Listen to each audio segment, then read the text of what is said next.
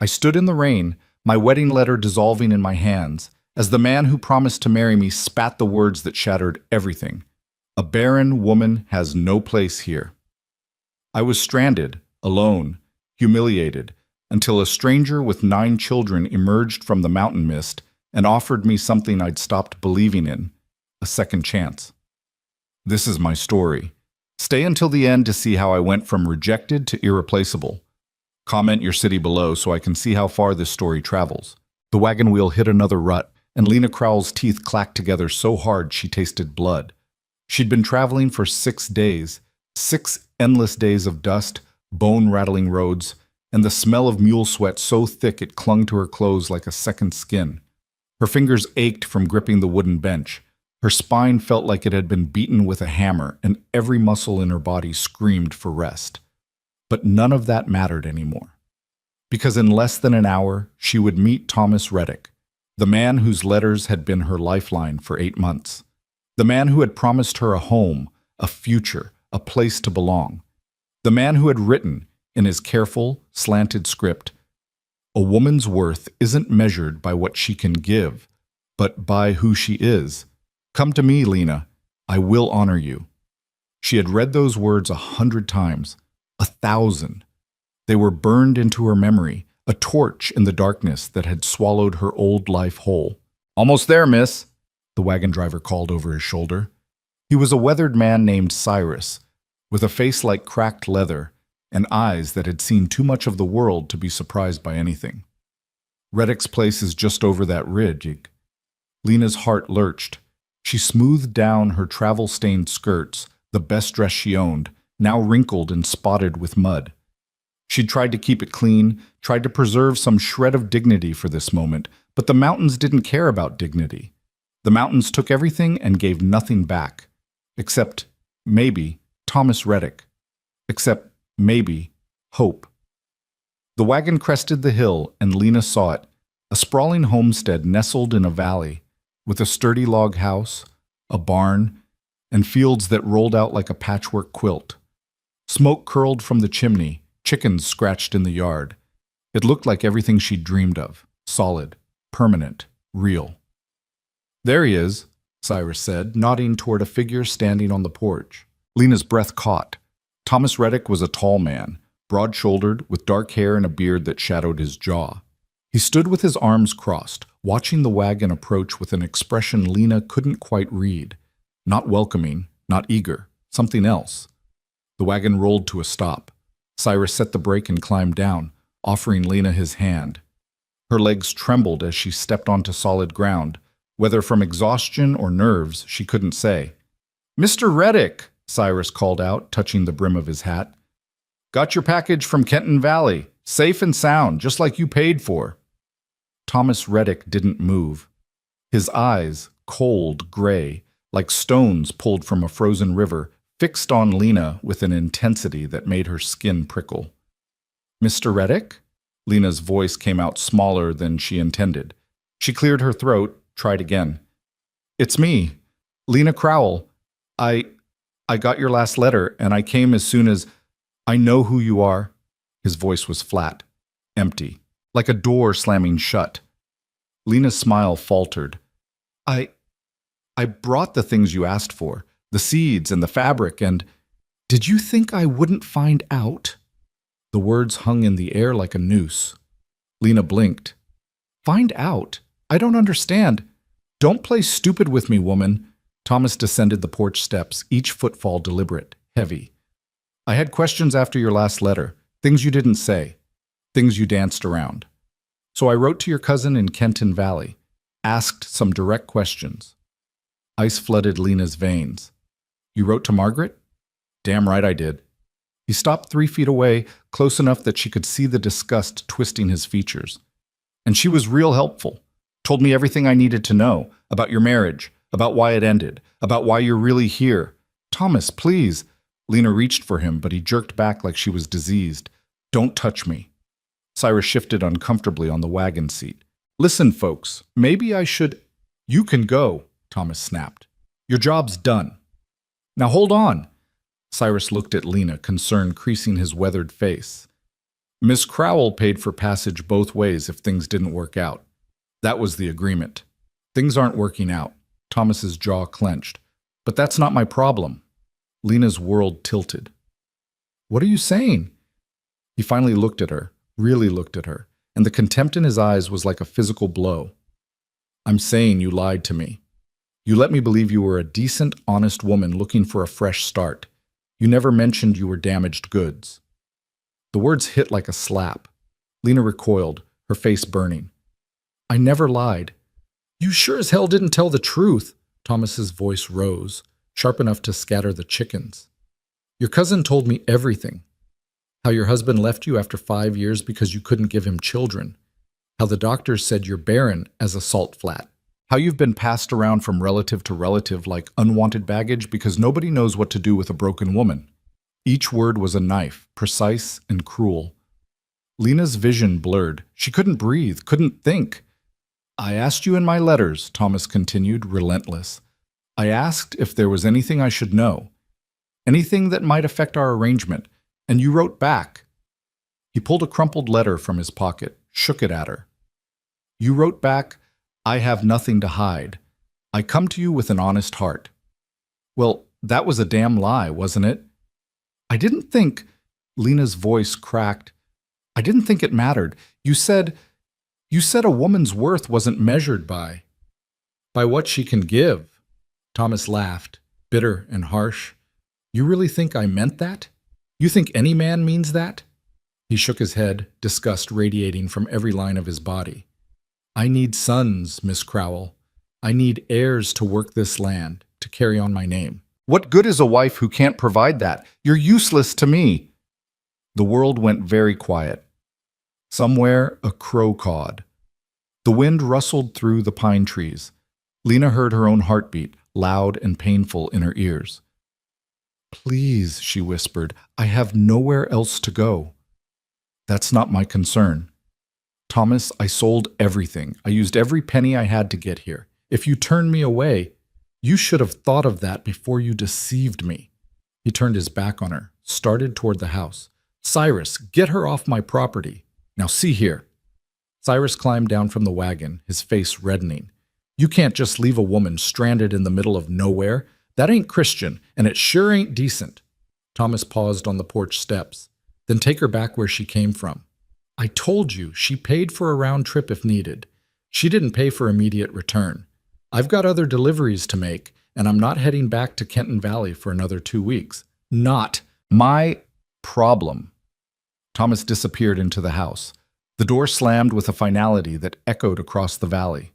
Lena stood frozen, her mind unable to process what had just happened. This couldn't be real. This couldn't be happening. She had come so far, sacrificed so much, believed so completely. Miss Crowell, Cyrus's voice was gentle, pitying.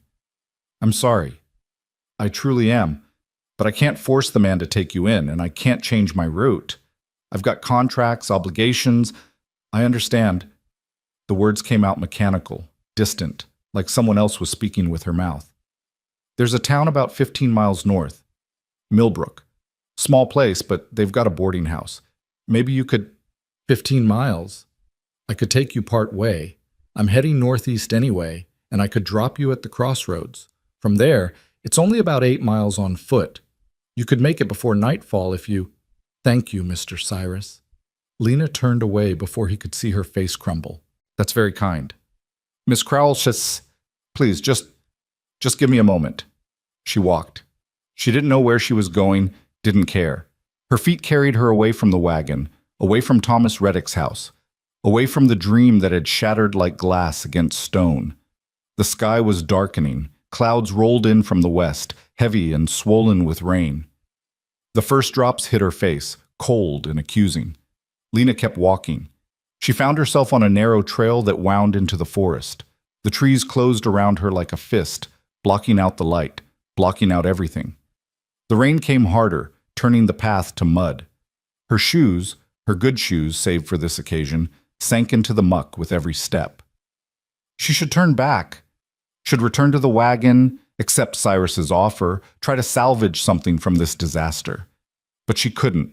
She couldn't face his pity, couldn't endure the weight of his knowing eyes, couldn't bear the thought of explaining to anyone else why she wasn't wanted, wasn't enough, would never be enough. Barren. Damaged goods, useless. The words chased her through the rain, through the mud, through the growing darkness. She stumbled over a root, caught herself against a tree trunk. Her hands were shaking, her whole body was shaking. She had been so careful, so cautious. After her husband, after Daniel left her, after the divorce that scandalized her family, after being shuttled from cousin to aunt to sister like a burden no one wanted to carry, she had learned to guard her secrets, to present only the parts of herself that were acceptable, palatable, wanted. She had read Thomas's letters and seen a man who claimed to value character over circumstance, who wrote about building a life together based on mutual respect and partnership, who had made her believe for the first time in years that maybe she could be loved not despite her flaws, but as a whole person. She had been such a fool. The rain was coming down in sheets now, soaking through her dress, her petticoats, her skin. Lena's teeth chattered. She wrapped her arms around herself, trying to hold in some warmth, but it was useless.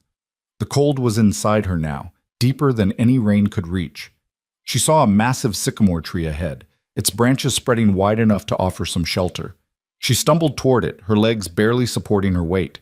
When she reached the trunk, she collapsed against it, sliding down until she sat in the mud and rotting leaves. This was it then. This was how it ended. Alone in the woods, rejected by a man she'd never even met, with nowhere to go and no one who cared. Lena reached into her pocket with numb fingers, pulled out Thomas's letters. The paper was already damp, the ink beginning to run. She stared at the words she'd memorized, the promises that meant nothing. A woman's worth isn't measured by what she can give. Lies. All lies. All. She let the letters fall from her hands, watched them dissolve into the mud. 8 months of hope. 8 months of careful planning and desperate belief, reduced to pulp. The sobs came then, tearing out of her chest like wild animals. She buried her face in her hands and cried, for the life she'd lost, for the future she'd never have, for the children she'd never bear, for every cruel word and pitying look and door closed in her face.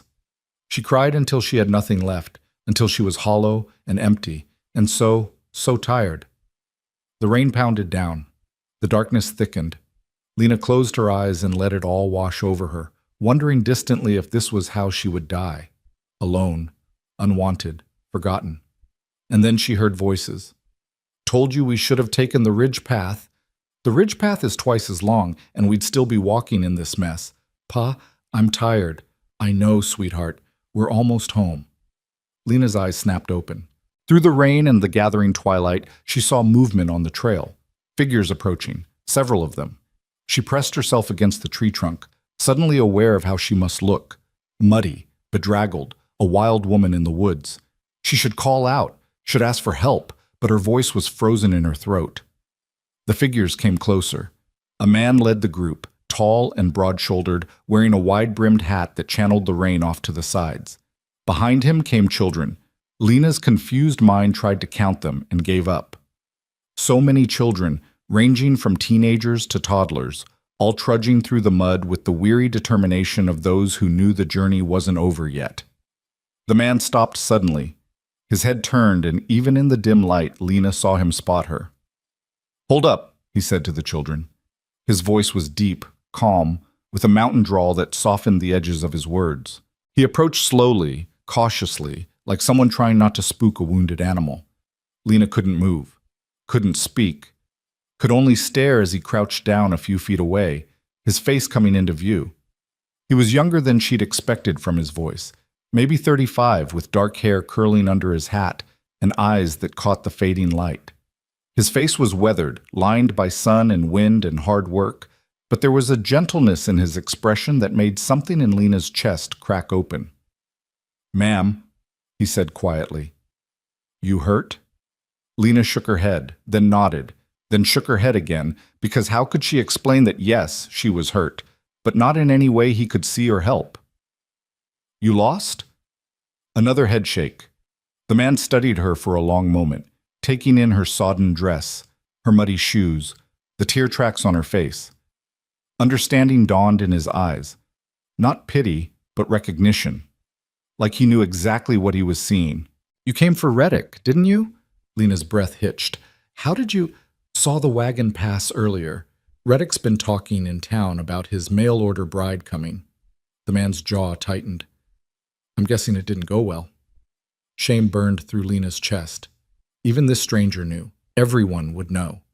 The woman who wasn't wanted wasn't enough. Wasn't— "Hey." The man's voice cut through her spiraling thoughts. "Whatever he told you, whatever reason he gave, it's not your fault. You hear me? Thomas Reddick is a mean-spirited bastard who gets his kicks making people feel small. This is on him, not you." The kindness in his words was too much. Lena felt fresh tears spill over, hot against her cold cheeks. "I have nowhere to go," she whispered. The man was quiet for a moment. Then he stood, offered his hand. "You do now."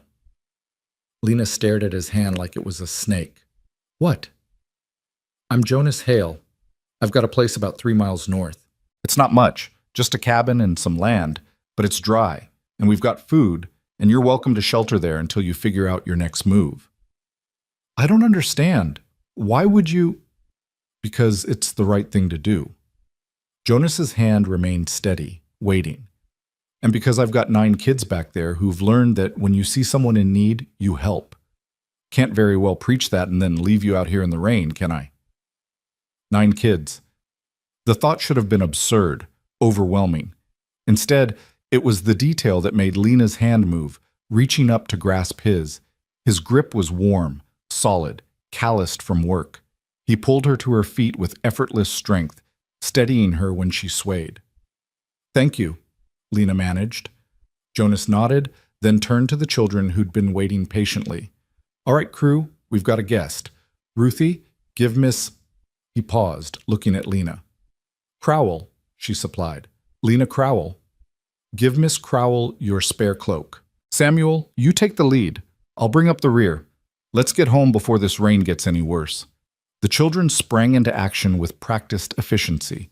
A teenage girl, Ruthie, Lena assumed, appeared at her side, draping a thick wool cloak over her shoulders. It smelled like wood smoke and pine sap, and the warmth was immediate, merciful. "Thank you," Lena said to the girl. Ruthie just nodded, her dark eyes cautious but not unkind, before falling back into line with her siblings. They walked. Jonas kept pace beside Lena, close enough that she felt his presence like a shield against the storm. The children moved ahead, their voices carrying back through the rain, bickering, laughing, asking questions that Jonas answered with patient humor. "How old are they?" Lena asked, needing to focus on something beyond her own misery. "Ruthie's 15, Samuel's 13. Then there's Margaret, we call her Maggie, she's 11. The twins, Daniel and David, are 9. Esther's 7. Jacob's 5, Rose's 3, and the baby, Eliza, just turned 1 last month." 9 children. 9. Lena's mind reeled.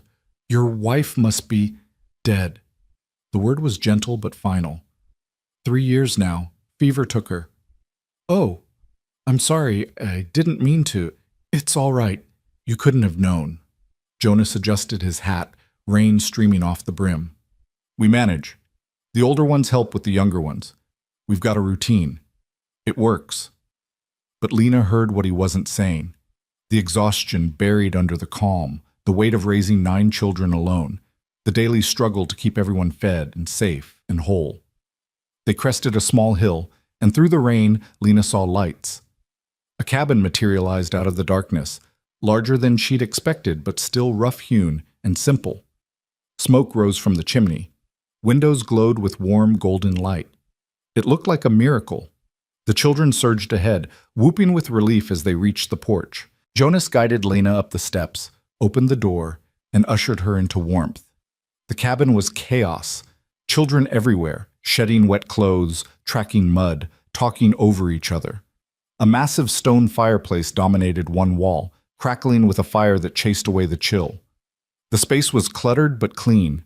Boots lined up by the door, coats on hooks, dishes stacked neatly on shelves. Lena stood just inside the doorway, dripping onto the floor, unsure what to do. "Ruthie!" Jonas called over the noise. "Help Miss Crowell get dried off. Find her something warm to wear. Yes, Pa. Ruthie appeared again, her long dark hair braided down her back. She gestured for Lena to follow. Come on, ma'am. We've got a spare room in the back. Lena followed the girl through the main room, past a long wooden table surrounded by mismatched chairs, past a ladder leading to a loft overhead, to a small room barely bigger than a closet. A narrow bed was pushed against one wall, a faded quilt folded at the foot. A single window looked out into the rainy darkness. It's not much, Ruthie said, her voice carefully neutral. But it's private. It's perfect. Thank you. Ruthie pulled a dress from a wooden chest at the foot of the bed. This was Ma's. Might be a little loose on you, but it's dry. She set it on the bed along with a towel. I'll give you some privacy to change. When you're ready, come back to the main room. Pa's probably starting supper. She left, closing the door quietly behind her. Alone for the first time in hours, Lena sank onto the bed. Her hands were shaking again, but not from cold, from the sheer impossibility of what had just happened. An hour ago, she'd been ready to give up, ready to let the rain and the darkness and the crushing weight of rejection swallow her whole. And now she was here, in a stranger's home, being offered shelter and kindness by a man who had no reason to help her. She didn't understand it, didn't trust it, but she was too tired, too broken to question it anymore tonight. Lena peeled off her sodden dress, her layers of wet petticoats, her ruined shoes. She dried herself with the towel, then slipped into the borrowed dress. It was simple, made of sturdy brown cotton, worn soft from years of washing. It did hang loose on her frame, but it was warm and dry, and that was all that mattered. She took a shaky breath, ran her fingers through her tangled hair, and opened the door. The main room had settled into a more organized chaos. Jonas stood at the stove, stirring something in a large pot. The older children were setting the table, while the younger ones played quietly near the fire. When Lena emerged, several pairs of eyes turned her way. Miss Crowell, Jonas said, glancing over his shoulder. You look warmer. Good. Supper's almost ready. Hope you like stew. Yes, thank you. Lena hovered uncertainly. Is there something I can do to help? Jonas looked at her for a long moment, something thoughtful in his expression. You know how to slice bread? Yes? Loaves are in that basket by the table, knives on the counter. We'll need enough for everyone. It was such a simple task, such a normal thing, but Lena felt something loosen in her chest as she moved to the counter. Her hands found the knife, the bread, the rhythm of slicing. Around her, the family continued their preparations, Jonas ladling stew into bowls, Ruthie pouring milk for the younger children, Samuel bringing in more firewood. They moved like a dance they'd performed 1,000 times, each person knowing their part, anticipating the needs of the others. Lena finished slicing the bread and brought it to the table. Jonas was already seating the children, youngest at one end where he could help them, oldest at the other where they could help each other. You can sit here, Jonas said, indicating a spot near the middle, between Maggie and Esther. Lena took her seat. Maggie, a serious-faced girl with her mother's dress and her father's dark hair, scooted over to make room. Esther, a tiny thing with wild curls and gaps in her teeth, stared at Lena with open curiosity. You're pretty, Esther announced. Esther, Ruthie warned from across the table. Mind your manners. But she is. Esther looked to Jonas for support. Isn't she, Pa? Jonas's lips twitched. She is, but Miss Crowell might not want to be stared at while she's trying to eat. Esther considered this, then turned her attention to her bowl with single-minded determination. Lena hid a smile, the first real smile she'd managed in days. Jonas bowed his head. The children followed suit, even the baby in her high chair going still. Lord, Jonas said, his voice quiet but clear, we thank you for this food, for this home, for each other. We thank you for keeping us safe on the trail today, and we ask your blessing on our guest, Miss Crowell, who's had a hard day and needs your comfort. Guide her path, whatever it may be. Amen. Amen, the children echoed. Lena's throat tightened. She couldn't remember the last time someone had prayed for her comfort, her path, her well-being. The meal was simple: venison stew with carrots and potatoes, thick slices of bread, fresh milk.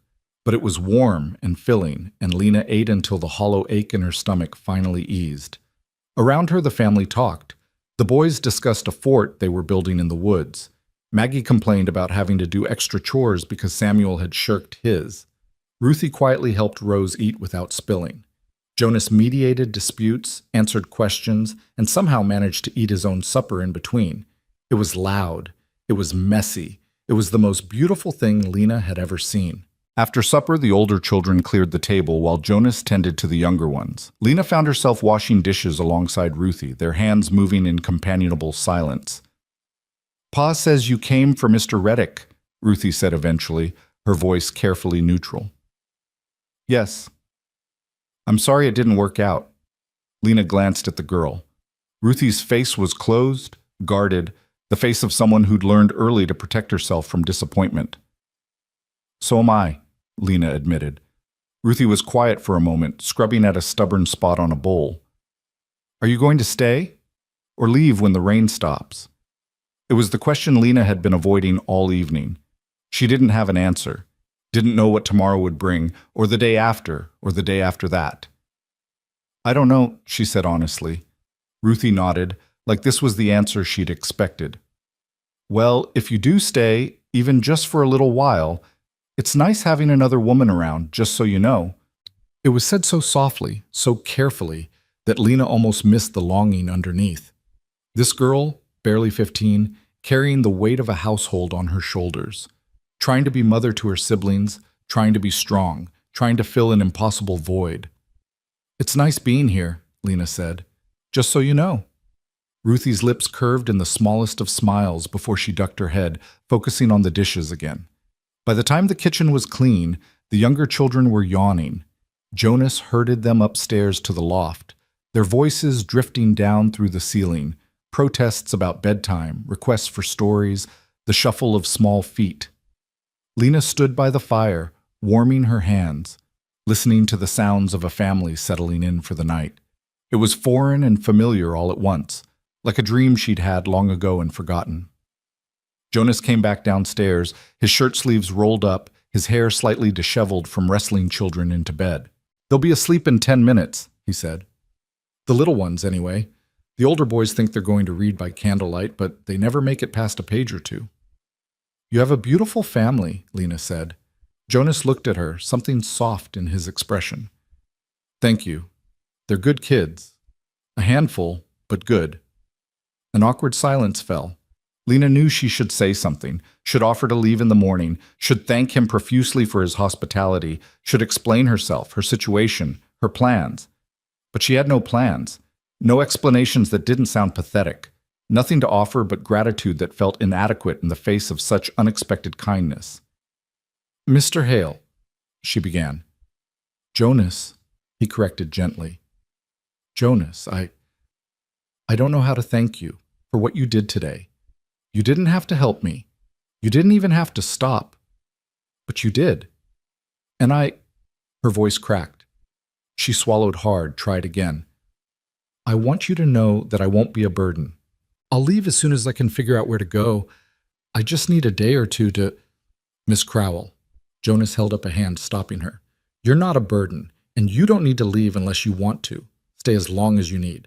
Help out around here if it makes you feel better about it, but there's no debt to repay. Understood?" Lena stared at him, searching his face for the catch, the hidden expectation, the thing he wasn't saying.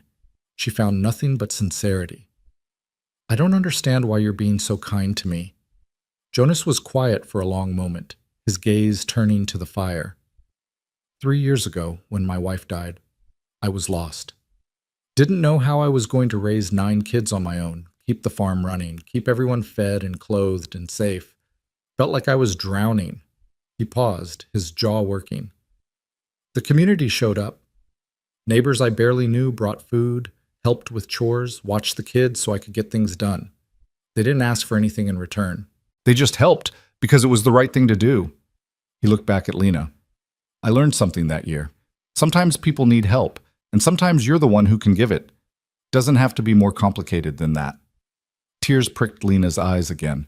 She was so tired of crying, but she couldn't seem to stop. "You've been hurt," Jonas continued, his voice gentle. "I don't know the details, and you don't have to tell me. But I know what it looks like when someone's been kicked while they're down, and I won't do that to you, not ever." Lena nodded, not trusting her voice. Jonas moved toward the stairs, paused with his foot on the bottom step. "Get some rest, Miss Crowell. Tomorrow will look better. It always does." He disappeared up the ladder, leaving Lena alone with the crackling fire and the warm, solid walls of a home that wasn't hers but had offered her shelter anyway. She returned to the small back room, closed the door, and sat on the edge of the bed. The quilt beneath her hands was worn, patched in places, but clean and soft. The window showed nothing but darkness and rain. Lena lay down, pulled the quilt over herself, and stared at the ceiling. This morning, God, was it only this morning? She had been full of hope. Nervous, yes, but hopeful. Ready to start a new life with a man she'd never met but had learned to trust through careful, thoughtful letters. That hope had been crushed within minutes of her arrival, crushed so thoroughly that she genuinely believed it was over, that she was done. And yet here she was, in a stranger's home, surrounded by a family that wasn't hers, being offered kindness she hadn't earned and didn't deserve. It didn't make sense. But maybe, Lena thought as exhaustion finally pulled her under, maybe it didn't have to make sense. Maybe, just for tonight, it was enough that she was warm and safe and not alone. Outside, the rain continued to fall, washing away the mud and the tears and the shattered pieces of the day. And inside, in a tiny room at the back of a mountain cabin, Lena Crowell closed her eyes and let herself hope, just a little, that tomorrow might bring something other than more heartbreak. Lena woke to the sound of children arguing. For a moment she lay disoriented in the unfamiliar bed, staring at rough wooden beams overhead that weren't hers, wrapped in a quilt that smelled of lavender and wood smoke. Then memory crashed back. The rejection, the rain, Jonas Hale and his 9 children appearing like something out of a fever dream. She sat up slowly, every muscle protesting. The borrowed dress was twisted around her legs and her hair hung in tangled waves down her back. Through the small window, pale morning light filtered through dissipating clouds. The storm had passed. The arguing grew louder. "My turn to feed the chickens. You did it yesterday. Pa said we're supposed to take turns." "That's because you were sick last week and I had to do your chores and mine." Lena rose, smoothed down her dress as best she could, and opened the door. The main room was already alive with activity. Jonas stood at the stove, flipping flapjacks with practiced efficiency while simultaneously settling a dispute between the twins. Ruthie was braiding Rose's hair. Samuel was trying to convince his father he was old enough to take the wagon to town alone. The baby, Eliza, banged a wooden spoon against her high chair with rhythmic determination. No one noticed Lena at first. She stood in the doorway watching this choreographed chaos with something like awe. In her old life, in her marriage to Daniel, mornings had been silent, tense affairs. Her husband reading his newspaper, her moving quietly so as not to disturb him, both of them existing in the same space without really touching. This was different. This was noise and life and energy bouncing off every wall. "Miss Crowell!" Esther spotted her first, waving enthusiastically from her seat at the table. "You're awake. Pa made flapjacks. Do you like flapjacks? I like them best with honey, but Jacob likes molasses, and—" "Esther, breathe," Ruthie said mildly, tying off Rose's braid. Jonas turned from the stove, a slight smile playing at his lips. "Morning. Hope the noise didn't wake you too early." "No, Lena realized with a start that she'd slept through the entire night. No waking in the dark, no lying awake replaying her failures, no tears soaking her pillow, just deep, dreamless sleep. "I slept well, thank you." "Good. You looked like you needed it." He gestured to the table with his spatula. "Sit. Breakfast is almost ready." Lena moved to take the same seat as last night between Maggie and Esther. The little girl immediately scooted closer, chattering about the tadpoles she'd found in the creek, and could she keep them as pets, and would they turn into frogs if she waited long enough? "Yes, they'll turn into frogs," Lena answered, feeling steadier on this safe ground of simple questions. "But they need water, lots of it, and special food." Esther's eyes went wide. "What kind of special food?" "Algae, mostly, and tiny insects." "We have lots of insects." Esther bounced in her seat. "Jacob found a beetle yesterday that was this big." She spread her hands improbably wide. "It was not that big." Jacob protested from across the table. It was just a regular beetle. Was too that big. Tell her, Maggie. Maggie, who'd been quietly eating her breakfast, looked up with the long-suffering expression of a middle child. It was a normal-sized beetle, Esther. You're exaggerating again.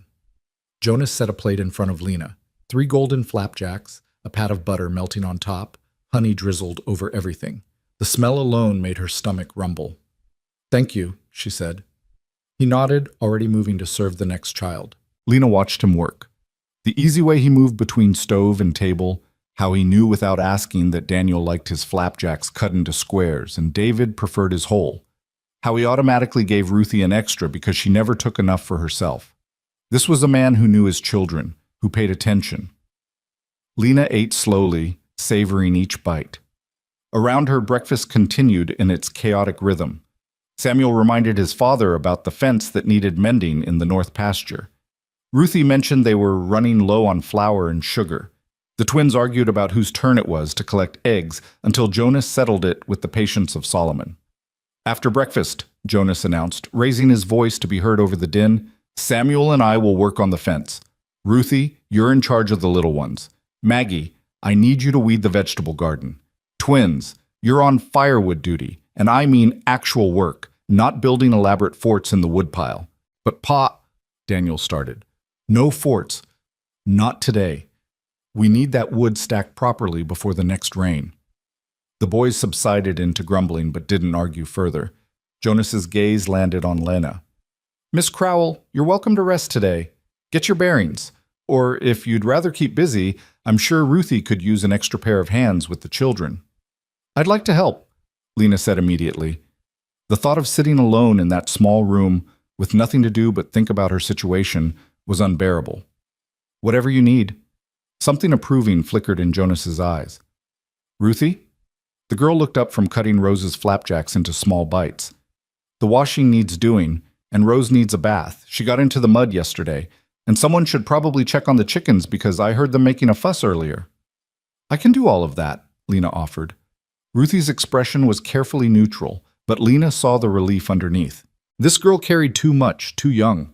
After breakfast, the family scattered to their various tasks. Jonas and Samuel headed out with tools and determined expressions. The twins trudged toward the woodpile with exaggerated reluctance. Maggie gathered her gardening supplies, and Ruthie herded the younger children, Esther, Jacob, Rose, and baby Eliza, into something resembling order. The washtub is out back, Ruthie told Lena. I already drew water this morning, but it'll need heating, and Rose... She turned to the 3-year-old who was already trying to escape toward the door. You need a bath, little miss. No arguments. Rose's lower lip jutted out. Don't want a bath. You're covered in mud from yesterday. You need a bath. No! Lena knelt down to Rose's level, remembering the tricks she'd learned with her nieces and nephews during those awkward years of being passed between relatives. What if we make it fun? We could use that nice soap that smells like flowers. And afterward you can help me feed the chickens. Rose considered this, her small face serious. The chickens are scary. They're only scary if you're scared of them, but if you're brave, they're actually quite nice. I'm brave, Rose declared, puffing out her chest. Then a brave girl shouldn't be afraid of a little bath, should she? Rose thought about this logic for a long moment, then sighed dramatically. Okay, but I want the flower soap. Deal. Ruthie stared at Lena with something like wonder. How did you... She never agrees that easily. Lena smiled. I had practice with stubborn children a long time ago. She didn't elaborate, and Ruthie didn't press. Instead, the girl showed Lena where everything was kept. The soap, the towels, the clean clothes for Rose. Then she disappeared with the other children, leaving Lena to manage the bath time battle alone. Except it wasn't a battle. Rose, true to her word, submitted to the bath with minimal fussing. Lena heated water, filled the small tub, and gently scrubbed away layers of dirt while Rose played with a wooden duck and talked nonsense about her imaginary friend who lived in the barn. His name is Mr. Whiskers, but he's not a cat, Rose explained seriously. He's a horse, a very small horse. I see. And does Mr. Whiskers like living in the barn? Yes, but he gets lonely sometimes. That's why I visit him. Lena's throat tightened. This little girl, who'd lost her mother so young had created a friend to keep her company in her loneliness. It was heartbreaking and resilient all at once. "Well, I'm sure Mr. Whiskers is very grateful for your visits," Lena said softly. After the bath, Lena dressed Rose in clean clothes and braided her damp hair. The little girl submitted to this with surprising patience, occasionally reaching up to touch the braid taking shape. "You do it different than Ruthie," Rose observed. "Different bad or different good?" "Just different," Rose paused. "I like it." Something warm bloomed in Lena's chest. Such a small thing, a child's approval, but it felt enormous. They checked on the chickens next. Rose held Lena's hand tightly as they approached the coop, her earlier bravado wavering. But Lena showed her how to scatter the feed, how to speak softly so as not to startle the birds, how to check for eggs in the nesting boxes. "Look!" Rose held up an egg with both hands, her face glowing. "I found one." "You did? Very good. Let's see if there are more." They found 6 eggs total, which Rose insisted on carrying back to the house herself, walking with exaggerated care so as not to break them. Ruthie met them at the door, Eliza balanced on her hip. "How did it go?" "Rose was very brave with the chickens," Lena reported. "And we found 6 eggs." Rose beamed with pride. "That's wonderful." Ruthie shifted Eliza higher. "Esther and Jacob are supposed to be reading their lessons, but I think they're actually building something with blocks. Would you mind checking on them while I get Eliza down for her nap?" "Of course." Lena found the children in the main room, surrounded by wooden blocks and open books they were clearly ignoring. They looked up guiltily when she entered. "We were just taking a break," Esther said quickly. "A very short break," Jacob added. Lena hid a smile. "What are you supposed to be reading?" Esther held up a primer. "Words. Boring words." "All words are boring when you're forced to read them," Lena agreed, settling into a chair nearby. "But some words tell stories, and stories are never boring." "The book doesn't have stories," Jacob said glumly. "Just the cat sat on the mat and stuff like that." "Well, that's because you're supposed to use those words to make your own stories." Lena leaned forward conspiratorially. "For instance, why did the cat sit on the mat?" Esther blinked. "Because that's what cats do?" "Maybe. Or maybe the cat was guarding a secret treasure hidden under the mat. Or maybe the mat was actually a magic carpet, and the cat was waiting for midnight when it would fly away to distant lands." Both children's eyes went wide. "Could we write that?" Esther asked. "Like a real story?" "Why not? You know the words. Now you just have to put them together in a way that's interesting." For the next hour, Lena helped the children craft elaborate stories using their simple vocabulary words. The cat on the mat became an adventurer. The dog that ran became a hero rescuing a lost child. The sun that shone became a magical source of power for a kingdom in trouble. The children were so engrossed they didn't notice Ruthie returning until she spoke. "I've never seen them so focused on lessons," she said, wonder in her voice. Lena looked up. "They're bright children. They just needed to see that learning could be fun." "Ma used to make games out of lessons," Ruthie said quietly. "I'd forgotten that. We've just been getting through things since she died, not making them enjoyable." "Getting through is sometimes all you can manage," Lena said gently. "But maybe now there's room for a bit more." Ruthie's eyes shone suspiciously bright. She blinked rapidly, cleared her throat. "I should start on the washing. Would you like to help, or you could stay here with the children?" "I'll help with the washing. These two can practice writing their stories." Outside, the morning had turned beautiful. The storm-washed sky was a brilliant blue, and the air smelled of wet earth and pine. Lena and Ruthie worked side by side at the washtub, scrubbing clothes against the washboard in companionable silence. "Can I ask you something?" Ruthie said eventually. "Of course." "Why did you come all the way out here?" "For Mr. Reddick, I mean." The girl kept her eyes on the shirt she was scrubbing. "It's just, you seem nice and smart. I would think you could have found someone closer to wherever you came from." Lena was quiet for a moment, choosing her words carefully. "I was married before. It didn't end well. After the divorce, I became inconvenient. My family didn't know what to do with me. I was passed from house to house, always temporary, never quite belonging anywhere. She wrung out a pillowcase, watching water stream between her fingers. Mr. Reddick's letters made me think I could belong somewhere, that I could build a new life, a real life, away from people who knew my past and judged me for it. I thought, her voice caught. I thought maybe I could start over. I'm sorry he was cruel to you, Ruthie said fiercely. Everyone in town knows he's mean-spirited. He goes through hired hands like other people go through firewood because no one can stand working for him. I don't know why he even bothered looking for a wife. He wanted children, Lena said simply, and I can't give him that. Ruthie's hands stilled in the water. Is that what he told you? That you weren't good enough because you can't have babies? Yes. Ruthie's jaw clenched. That's the stupidest thing I've ever heard. There's more to being a woman than having babies. There's more to being a wife than that. The conviction in her voice made Lena's throat tight. Thank you for saying that. I'm not just saying it, I mean it. Ruthie attacked the washing with renewed vigor.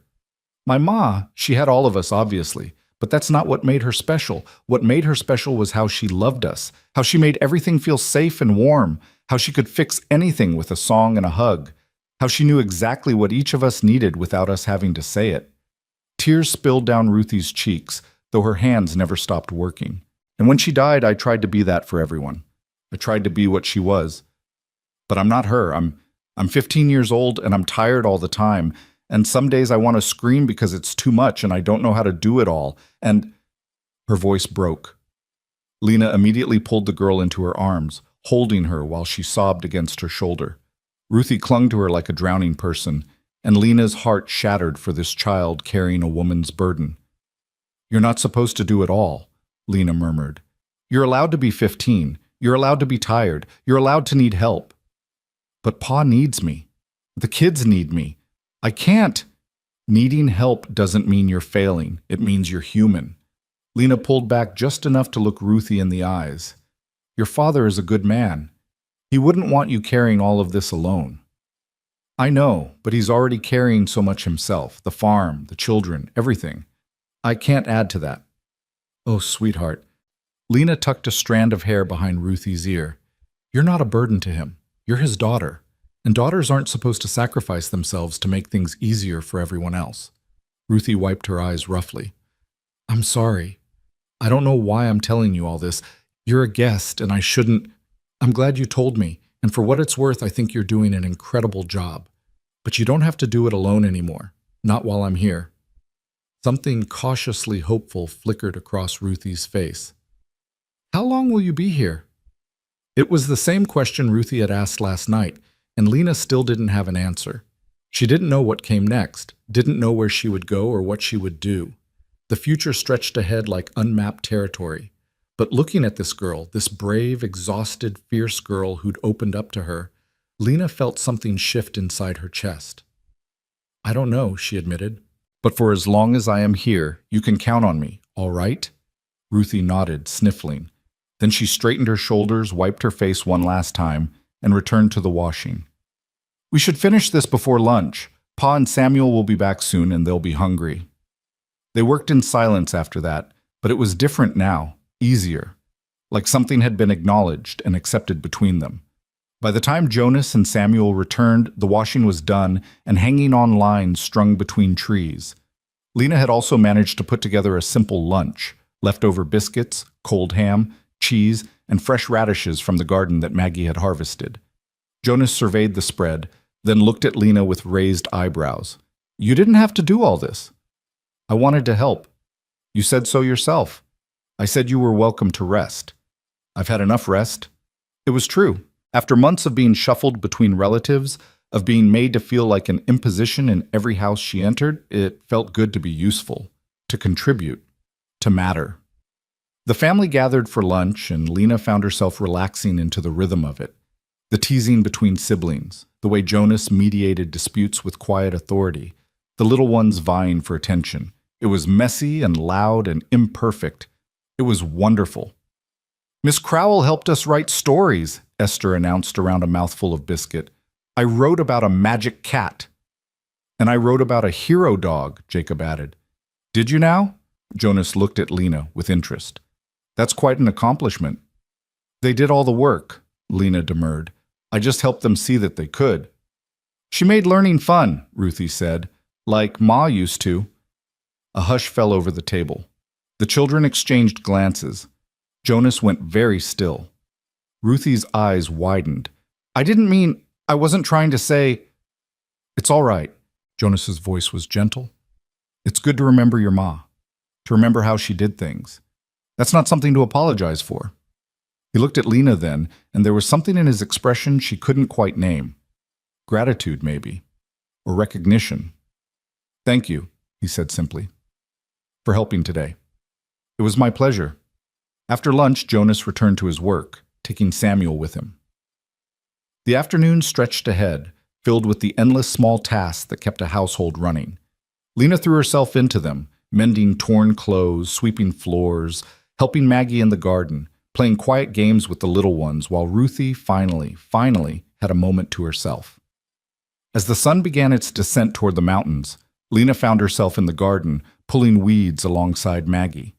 The girl worked with methodical precision, her small hands efficient and sure. Do you miss your old home? Maggie asked suddenly. Lena considered the question. Parts of it. I miss the familiarity, knowing where everything was, having a routine. But not the people?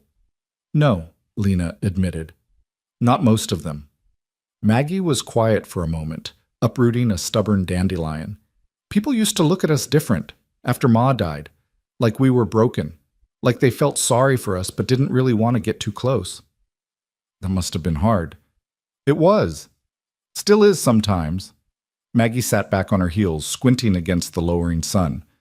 But Pa says feeling sorry for someone and actually helping them are two different things. Most people feel sorry. Not many people help. Your father is a wise man. He tries. Maggie returned to weeding. He makes mistakes sometimes, gets tired, gets sad. But he never gives up on us, never makes us feel like we're too much trouble. Unlike your family, Lena heard in the unspoken words. Unlike the people who made you feel like a burden. You're lucky to have him, Lena said. I know. Maggie pulled another weed. Are you going to stay? It was becoming a refrain, everyone asking, no one quite believing she might. Would you like me to?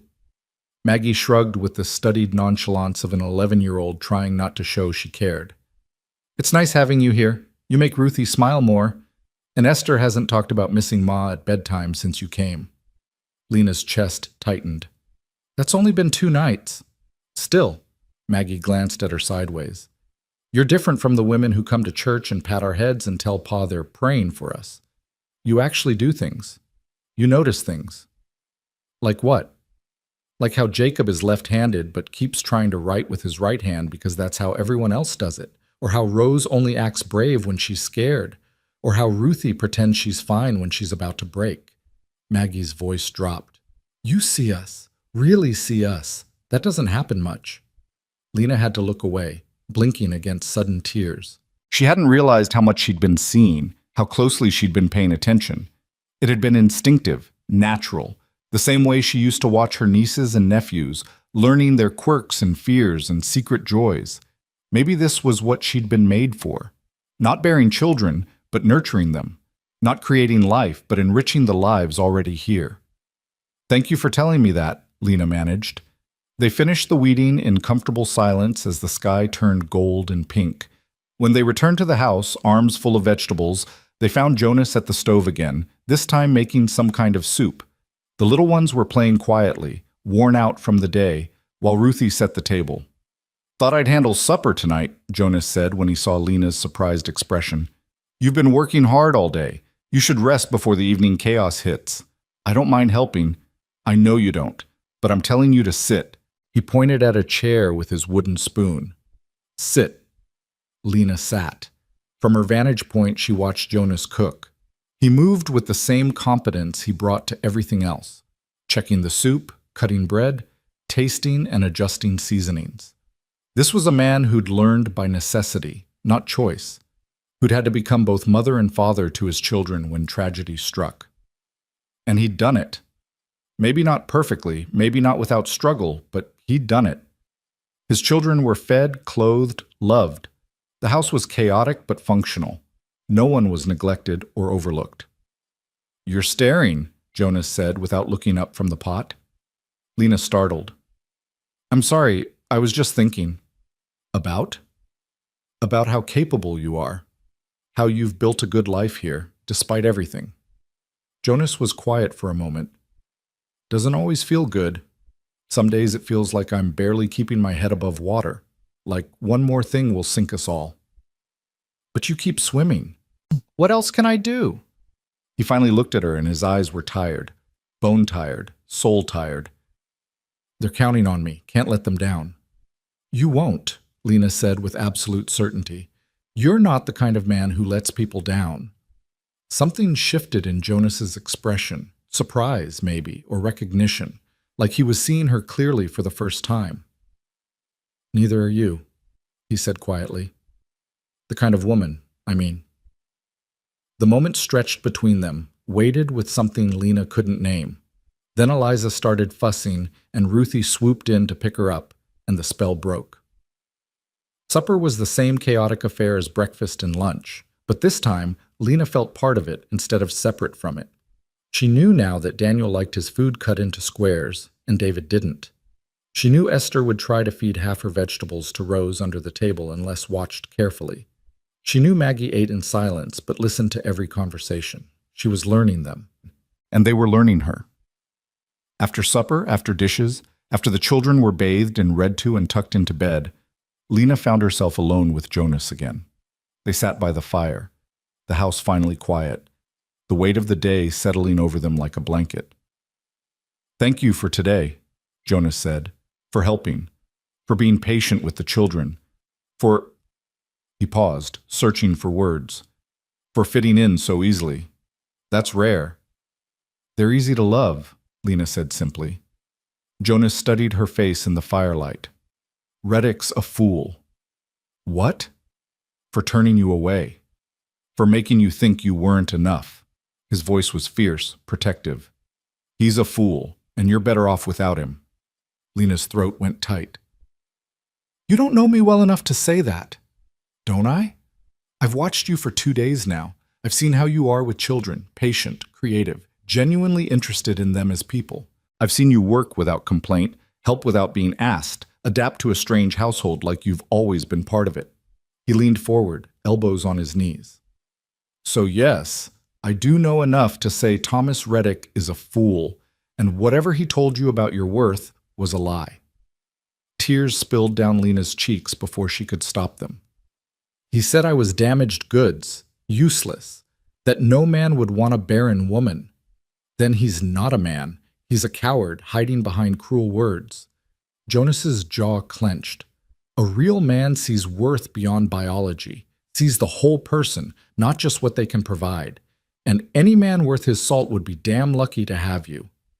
The words broke something open inside Lena, some last desperate grip on the shame and worthlessness that had defined her for so long.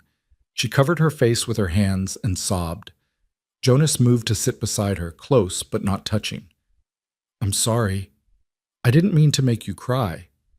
"You didn't. I mean, these are good tears, I think." Lena lowered her hands, tried to smile through the wetness. "No one's ever said anything like that to me before. Daniel certainly never did.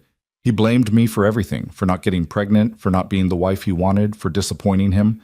And when he left, I believed him. I believed it was all my fault. It wasn't. I know that now. Logically, I know. But believing it here," she pressed a hand to her heart. "That's harder." "It takes time," Jonas said gently. "Healing always does." They sat in silence for a while, watching the fire burn down to embers. Lena felt wrung out but lighter somehow, like something poisonous had been lanced and drained away. "Can I ask you something?" she said eventually. "Anything." "Why did you stop? That first night, in the rain. You had 9 children with you. You were trying to get home before dark. You had every reason to just keep walking. Why did you stop for me?" Jonas was quiet for a long moment. "Because I saw myself 3 years ago. Lost, overwhelmed, not sure how to keep going. And I remembered how much it meant when people stopped. When they saw me struggling and chose to help instead of looking away. He glanced at her. I couldn't walk past you any more than I could have walked past my own reflection in a moment of need. I'm glad you stopped, Lena whispered. So am I. The fire popped, sending up a small shower of sparks. Upstairs, one of the children coughed in their sleep. The familiar sounds of the house settling for the night surrounded them. You know, Jonas said slowly, you're welcome to stay longer, much longer if you want. The children have taken to you and… He cleared his throat. It's nice having another adult around, someone who understands the work, who doesn't just visit and leave. Lena's heart raced. Jonas, I couldn't impose it. It's not an imposition if I'm asking. And I am asking, I mean. He met her eyes. Stay, Lena, not as a guest, as part of this household. Help with the children, the work, whatever you're comfortable with. In exchange, you'll have a home, a real home, not a temporary stop, for as long as you need it. I don't know what to say. Say yes, or say you'll think about it, but don't say no because you think you're being a burden, because you're not. You're… He paused, choosing his words carefully. You're making things better, already, in just 2 days. Lena looked around the cabin, at the toys scattered near the hearth, the coats hanging by the door, the table still bearing the marks of children's elbows and spilled milk. This wasn't her home. These weren't her children. This wasn't her life. But it could be. I'll stay, she heard herself say, for as long as you'll have me. Jonas's smile was like sunrise, slow, warm, transforming his entire face. Then welcome home, Lena Crowell. And for the first time in longer than she could remember, Lena believed that maybe, just maybe, she had finally found where she belonged. 3 weeks passed like water flowing downstream, steady, natural, inevitable. Lena settled into the rhythm of the Hale household as if she'd always been part of it. She woke before dawn to start breakfast, spent her days teaching the children and managing the endless chores, and fell into bed each night with the bone-deep satisfaction of having been useful, needed, wanted. The children stopped calling her Miss Crowell and started calling her Miss Lena. Small hands reached for hers without hesitation. Esther climbed into her lap during evening story time. Even Ruthie, cautious Ruthie, began to relax, to trust that Lena wasn't going to disappear like morning mist. Jonas worked from dawn to dusk, managing the farm with quiet competence. But Lena noticed things, how he smiled more easily now, how the tension in his shoulders eased when he came home to find supper ready and children happy, how sometimes when their eyes met across the table, something warm and unspoken passed between them. It was a good life, a peaceful life. Too good, maybe. Too peaceful. Lena should have known it couldn't last. The trouble started on a Saturday when Jonas took Lena and the older children into Millbrook for supplies. The town was small, a general store, a church, a handful of other buildings clustered around a dusty main street. People moved with the unhurried pace of those who had nowhere more important to be. Jonas helped Lena down from the wagon, his hand steady at her elbow. Store's just there. I need to stop by the blacksmith, but Ruthie and Samuel can help you get what we need. All right. Lena smoothed down her skirts. Another borrowed dress of Jonas's late wife, altered to fit her frame. She'd protested at first, but Jonas had insisted. Can't have you wearing the same dress every day, he'd said. Sarah would want them used, not gathering dust. They entered the general store together, the bell above the door announcing their arrival. The proprietor, a round-faced man named Mr. Hutchins, looked up from his ledger and smiled. Morning, Jonas, and Miss… He faltered, clearly unsure what to call Lena. Miss Crowell, Jonas supplied. She's helping with the children. Ah, Mr. Hutchins' smile widened. Well, that's wonderful. Lord knows you needed an extra pair of hands out there. They gathered their supplies, flour, sugar, salt, fabric for new shirts for the boys who were growing like weeds. Lena was examining a bolt of blue calico when she heard the door open behind her. Well, well, if it isn't the woman Thomas Reddick threw back. The voice was female, sharp-edged with false sweetness. Lena turned to find a woman in her late 30s, dressed in clothes a shade too fine for a Saturday morning in Millbrook. Her hair was elaborately curled, her lips painted red, and her eyes held the calculating gleam of someone who trafficked in other people's misfortunes. "Mrs. Talbot," Mr. Hutchins said, his friendly tone noticeably cooler. "What can I do for you?" "Oh, I'm just looking." Mrs. Talbot's gaze never left Lena. "But I couldn't help noticing Jonas Hale's wagon outside. And here I find you, Miss Crowell, playing house with a widower and his brood." Lena's spine stiffened. "I'm helping Mr. Hale with his children. There's nothing improper about it." "Oh, I'm sure there isn't." Mrs. Talbot's smile was all teeth. "After all, what impropriety could there be in a divorced woman living alone with a man? Why, it's practically a church social." Heat flooded Lena's face. Across the store, she saw Ruthie and Samuel freeze, their eyes wide. "That's enough, Constance," Mr. Hutchins said sharply. "Miss Crowell is a customer, and I'll thank you to speak civilly in my store." "I'm only stating facts, Herbert, facts that the whole town will be discussing soon enough." Mrs. Talbot examined her gloves with exaggerated interest. "After all, it's quite the coincidence, isn't it? A desperate woman shows up claiming Thomas rejected her, and next thing we know, she's installed herself in another man's home. One has to wonder about opportunism of it all." "You don't know what you're talking about," Lena said, her voice shaking with suppressed anger. "Don't I? Thomas told everyone at church about the Barren woman who tried to trick him into marriage. Said you lied about your whole situation, made him believe you were something you weren't." Mrs. Talbot's eyes glittered. "And now here you are, latching on to the first lonely widower you could find. Tell me, Miss Crowell, does Jonas know about your little deficiency, or are you keeping that secret too?" The words hit like physical blows. Lena couldn't breathe, couldn't think past the roaring in her ears. "Jonas knows everything," Ruthie said suddenly, stepping forward. Her young face was flushed with fury. "And he doesn't care about your nasty gossip, Mrs. Talbot. None of us do." "Oh, sweetheart." Mrs. Talbot's tone dripped with condescension. "You're too young to understand. But mark my words, this woman is using your father. And when she's gotten what she wants, she'll move on to the next fool willing to take her in." "That's a lie." Samuel's hands were clenched into fists. "Miss Lena isn't like that." "Samuel, Ruthie." Lena reached for them, trying to calm the situation before it escalated further. The door banged open. Jonas strode in, taking in the scene with sharp eyes. "What's going on here?" "Jonas!" Mrs. Talbot's expression shifted to something resembling sympathy. "I was just expressing my concerns about your arrangement. As a friend, you understand. People are talking, and I thought you should know." "Let them talk." Jonas's voice was cold, flat. "What happens in my household is none of their concern. Or yours." "But Jonas, think of your children. What kind of example are you setting, taking in a woman of questionable character? A divorced woman, no less, who—" "Constance." The single word cut through her speech like a blade. "I'm going to say this once, and I suggest you listen carefully.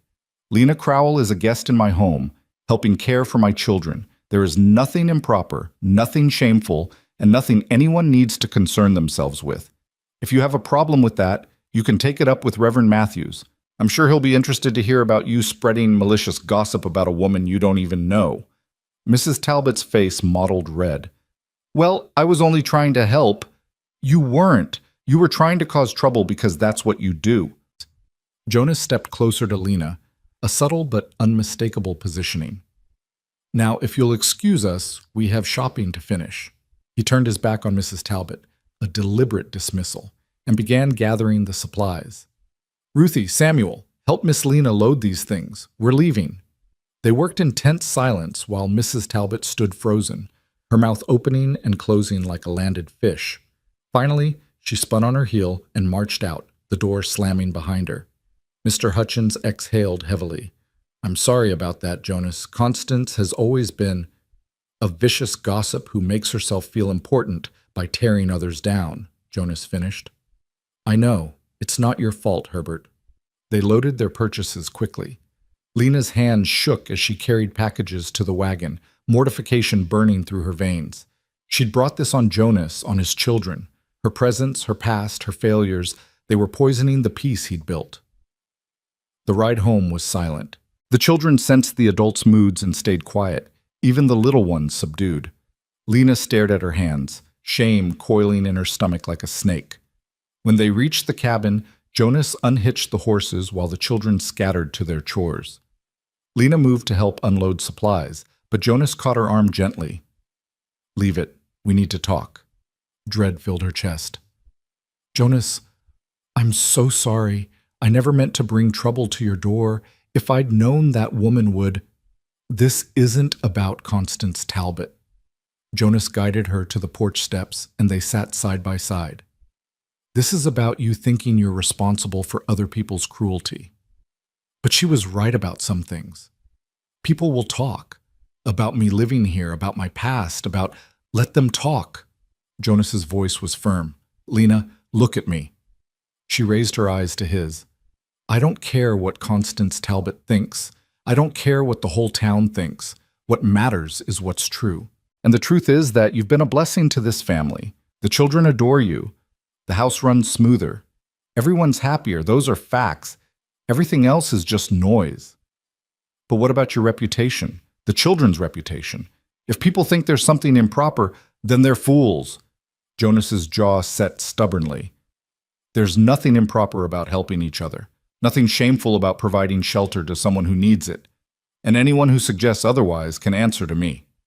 Lena wanted to believe him, wanted to accept his words and let go of the shame eating at her. But she'd lived too long with judgment, with whispered condemnation, with being made to feel like her very existence was an imposition. "What did she mean about Thomas telling everyone?" Lena asked quietly. "About me being barren? About lying to him?" Jonas's expression darkened. "He's been running his mouth at church, telling anyone who'll listen about the deceitful woman who tried to trap him into marriage, making himself out to be the victim. Maybe he is. Maybe I should have told him. Don't." Jonas's hand covered hers, warm and solid. "Don't you dare take on his shame. Whatever Thomas Reddick told people, whatever lies he's spreading, that's on him, not you." "But, Lena." Jonas waited until she met his eyes again. "There's something you should know, something I found out this week when I was in town talking to Doc Morrison." A chill ran down Lena's spine. "What?" "Thomas Reddick can't have children. Never could. Doc Morrison treated him years ago for an infection that left him sterile. The whole story about you being barren, about that being why he rejected you, it was all projection. He blamed you for his own inadequacy." The world tilted. Lena gripped the porch railing, her breath coming in short gasps. "What?" "He lied, Lena. He rejected you and publicly humiliated you to cover up his own shame. You weren't the problem. You never were." The information crashed over her like a wave, drowning out thought. All those years of believing Daniel when he said she was broken, all the shame, the guilt, the certainty that something fundamental was wrong with her. And now this. The man who'd confirmed her worst fears about herself had been lying the whole time. "I don't understand," she whispered. "Why would he do that? Why bring me all the way here just to—" "Because men like Thomas Reddick need someone to blame for their failures," Jonas said quietly. "He probably did want a wife, someone to cook and clean and tend his house. But when he realized people might eventually figure out he couldn't father children, he needed a scapegoat. You were convenient." Rage bloomed in Lena's chest, hot and purifying. "He destroyed me, made me believe I was worthless, made the whole town think I was a liar and a fraud. And it was all to protect himself?" "Yes." Lena stood abruptly, pacing the porch. Her mind raced, piecing together the cruelty of it. Thomas's careful questions in his letters, fishing for information he could use. His cousin Margaret's betrayal, sharing Lena's private struggles. The calculated humiliation in front of Cyrus, ensuring there would be a witness to spread the story. It had all been planned, deliberate, malicious. "I want to confront him," she said. "I want to march over there and tell him exactly what I think of him and his lies." "I understand that, but confronting him won't change anything. He'll just deny it or twist it around somehow." "Then what am I supposed to do? Just let him keep spreading lies about me?" Jonas was quiet for a moment. "We could talk to Reverend Matthews, explain the situation. The Reverend has influence in this community. If he knows the truth, and what good will that do, Mrs.? Talbot was right about one thing. People love gossip more than truth. Even if the Reverend believes me, half the town won't. Maybe not at first, but truth has a way of winning out eventually. Lena wanted to believe that, wanted to think justice and truth mattered more than lies and gossip, but experience had taught her otherwise. Before she could respond, Ruthie appeared in the doorway. "Pa, Miss Lena, there's someone coming up the road." Jonas stood, his expression shifting to something wary. "Expecting anyone?" "No." They moved to the yard as a horse and rider came into view. The man was middle-aged, dressed in a fine suit that marked him as someone from the city, not a local farmer. He dismounted with practiced ease, tying his horse to the fence post. "Mr. Hale." His accent was refined, educated. "My name is Reed Mercer. I'm looking for a woman named Lena Crowell. I was told she might be here." Every muscle in Lena's body turned to ice. Reed Mercer. The name from her nightmares, the man she'd spent 2 years running from. Jonas must have seen something in her face because he stepped slightly in front of her, a subtle but protective gesture. "Who's asking?" Reed's smile was pleasant, practiced. "I'm a business associate of Miss Crowell's late husband. I heard she was in the area and wanted to pay my respects, see how she's faring." It was a lie. Every word a lie wrapped in civilized courtesy. "I'm faring well, Mr. Mercer," Lena said, forcing her voice steady. "Thank you for your concern. Now, if you'll excuse us, surely you can spare a few moments for an old friend." Reed's eyes, cold, calculating eyes that had never held anything resembling friendship, fixed on her. "It's been so long, Lena. I've been worried about you. I don't recall us being friends." Lena's hands were shaking. She clasped them behind her back so he wouldn't see. Now, no need to be hostile. I simply want to talk." Reed glanced at Jonas. "Perhaps somewhere private?" "Anything you have to say can be said right here," Jonas said flatly. Reed's pleasant expression flickered, revealing something harder underneath. "Mr. Hale, I appreciate your hospitality to Miss Crowell, but this is a private matter, between old acquaintances. She's not going anywhere with you. I wasn't aware Miss Crowell needed a keeper." Reed's tone sharpened. "Or has she misrepresented her situation to you as well? It seems to be a pattern with her." "You need to leave," Jonas said. "Now." Reed made no move toward his horse. Instead, he looked past Jonas to Lena, his gaze invasive, possessive. "You can't run forever, Lena. Sooner or later, we need to settle accounts. The money you took—" "I didn't take anything that wasn't owed to me." The words burst out before Lena could stop them. "Daniel left me with nothing. Nothing. Those items I sold were mine, gifts from my family, and I had every right." "That's not how Daniel's family sees it. They consider those heirlooms stolen property." Reed's smile was cold. "Of course, we could settle this quietly, if you were reasonable."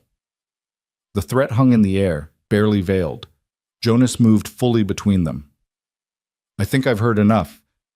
You've got 10 seconds to get on that horse before I help you onto it. And trust me, you won't like my methods." For a long moment, Reed didn't move. Then he smiled, a slow, dangerous smile that made Lena's skin crawl. "Very well. I can see this isn't the time for reasonable discussion." He mounted his horse with deliberate slowness. "But this conversation isn't over, Lena. We will talk, soon." He rode away, and Lena felt her knees buckle. Jonas caught her, steadying her as she struggled to breathe. "Who was that?" Jonas's voice was tight with suppressed anger. "Daniel's business partner. At least, that's what he claimed to be." Lena's voice shook. "He was always around during our marriage, always finding excuses to visit, to talk to me alone. Daniel encouraged it, said Reed was a valuable connection. But I knew there was something wrong about him." "Did he hurt you?" "Not physically, but he watched me, made comments about what I wore, how I looked, where I went. After Daniel left, Reed started showing up at my family's houses, offering to help me, suggesting I could stay with him, that he'd take care of me if I was grateful." The words tasted like ash. "When I refused, he got angry, started making accusations, claiming I'd stolen from Daniel, that I owed the family money.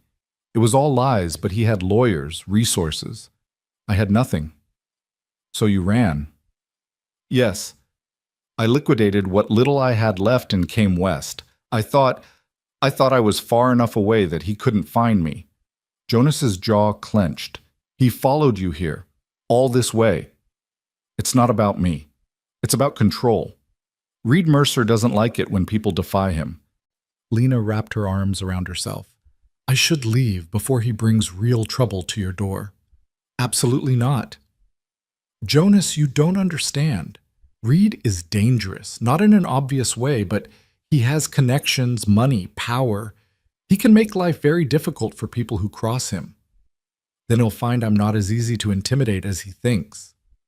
Jonas's voice was steel wrapped in velvet. You're not facing this alone, Lena. Not anymore. You can't fight this for me. Watch me. Before Lena could argue further, Ruthie called from the house. Pa! Miss Lena! Reverend Matthews is here. Jonas and Lena exchanged glances. Did you send for him? Lena asked. No. They returned to the front of the house to find a kindly-faced man in his 60s climbing down from a buggy. Reverend Matthews had snow-white hair, gentle eyes, and the bearing of someone who'd spent a lifetime mediating the troubles of his flock. Jonas, Miss Crowell. He nodded to each of them. I hope I'm not intruding, but I thought it best to speak with you both sooner rather than later. About what? Jonas asked, though from his expression he already knew. I had a visit from Constance Talbot this afternoon, and then, interestingly, from Thomas Reddick. They had quite a lot to say about your household arrangements. The Reverend's tone was mild, but his eyes were sharp. I thought it best to hear your side directly rather than rely on second-hand accounts. Lena's heart sank. Here it was. The judgment she'd been dreading, the condemnation that would force her to leave this family she'd come to love. There's nothing improper happening here, Jonas said firmly. Miss Crowell helps with the children in exchange for room and board. That's the extent of it. I'm not questioning your integrity, Jonas. I know you well enough to trust your word. Reverend Matthews glanced at Lena. But I'm afraid others are not so charitable. And perception, fair or not, matters in a small community. What are you suggesting? Lena asked quietly. The Reverend sighed. I'm suggesting that your current arrangement, however innocent, is providing fodder for gossip. And gossip, left unchecked, can poison a community and damage reputations irreparably, especially for your children, Jonas. So what? Jonas's voice hardened. I'm supposed to turn away someone who needs help because people might talk? That doesn't sound very Christian to me, Reverend. I'm not suggesting you turn her away. I'm suggesting you consider making the arrangement more official. Silence fell over the yard. Official how? Jonas asked slowly. Reverend Matthews looked between them. Marriage, Jonas. It would silence the gossips and provide Miss Crowell with proper security. And from what I understand, your children have grown quite attached to her. Lena's breath caught. Marriage. To Jonas. The thought sent her heart racing with a confusing mixture of panic and something else. Something warm and terrifying. That's... Jonas cleared his throat. That's a significant step, Reverend. I understand. I'm not saying you need to decide today, but it's worth considering, given the circumstances. The Reverend's expression softened. I've seen how you are together, Jonas, at church last Sunday, watching you with the children. There's an ease there, a partnership. These things matter more than people realize. Reverend Matthews, Lena forced herself to speak, though her voice trembled. I appreciate your concern, but I won't trap Mr. Hale into a marriage of convenience just to silence gossips.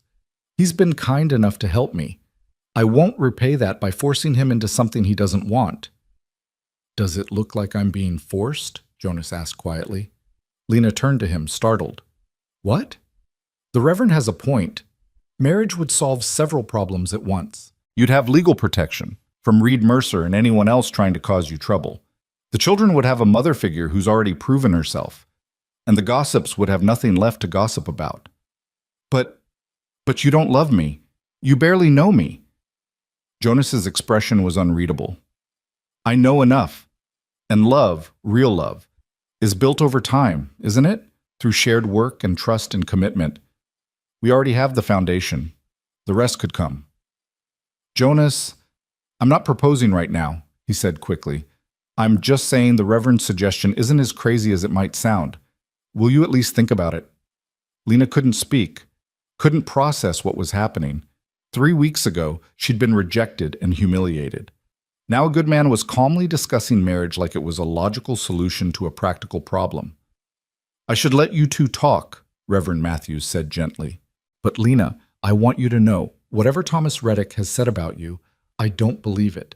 I've seen you with Jonas's children. I've seen the light that's come back into this family. That tells me more about your character than any gossip ever could." He climbed back into his buggy and drove away, leaving Lena and Jonas standing in the yard, the weight of unspoken possibilities hanging between them. "You don't have to decide anything now," Jonas said. "But I meant what I said. The idea isn't as strange as you think." "It's strange to me. Marriage should be about love, about what? Passion? Romance?" Jonas's voice was gentle but firm. "Lena, I loved my wife, loved her deeply. But you want to know what made our marriage work? It wasn't grand gestures or constant excitement. It was showing up every day, working together, choosing each other again and again. That's what marriage is. And we already do that." Lena's eyes stung. "I'm scared." "Of what?" "Of failing again. Of disappointing you. Of—" Her voice broke. "Of letting myself hope for something good, only to have it destroyed." Jonas reached out slowly, giving her time to pull away. When she didn't, he took her hand, his calloused palm warm against hers. "I can't promise you'll never be disappointed. I'm human. I make mistakes. But I can promise I'll never deliberately hurt you, never use you, never make you feel less than you are. Is that enough to build on?" Lena looked at their joined hands, then up at his face. Jonas Hale, steady, kind, strong Jonas who'd stopped in the rain for a stranger, who'd opened his home without hesitation, who defended her against gossips and offered her a future when she'd thought she had none. "I need time to think," she whispered. "Take all the time you need." He squeezed her hand gently before releasing it. "But know this. Whatever you decide, you still have a place here. No pressure, no expectations, just an open door." That night, Lena lay awake long after the household had settled. Marriage to Jonas. The thought circled her mind like a persistent bird. She didn't love him, not the way she'd thought she loved Daniel all those years ago, but maybe that was a good thing. Maybe that girlish infatuation had blinded her to Daniel's faults, made her overlook warning signs that could have saved her heartbreak.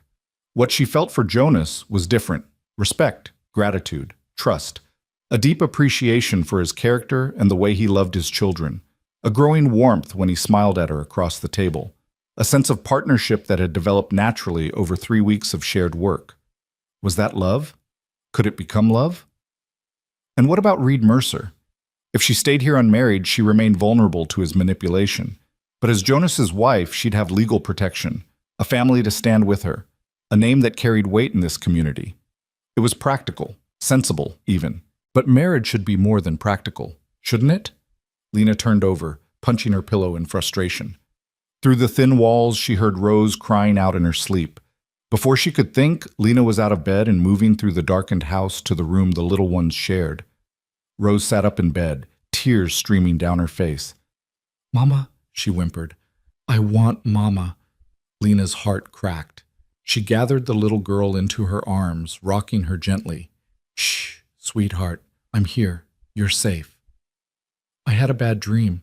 Mama was there, but then she left, and I couldn't find her, and—" Rose dissolved into fresh sobs. "I know, baby, I know." Lena stroked her hair, murmuring comfort. "Dreams can be scary, but they're not real. You're here, safe and sound. Will you stay until I fall asleep?" "Of course." Lena held Rose until her breathing evened out and she drifted back into sleep. Then she gently laid her down, tucking the blankets around her small form. When she turned to leave, Jonas was standing in the doorway. "You're good with them," he said softly. "With all of them." "They're easy to love." Jonas stepped into the room looking down at his sleeping daughter.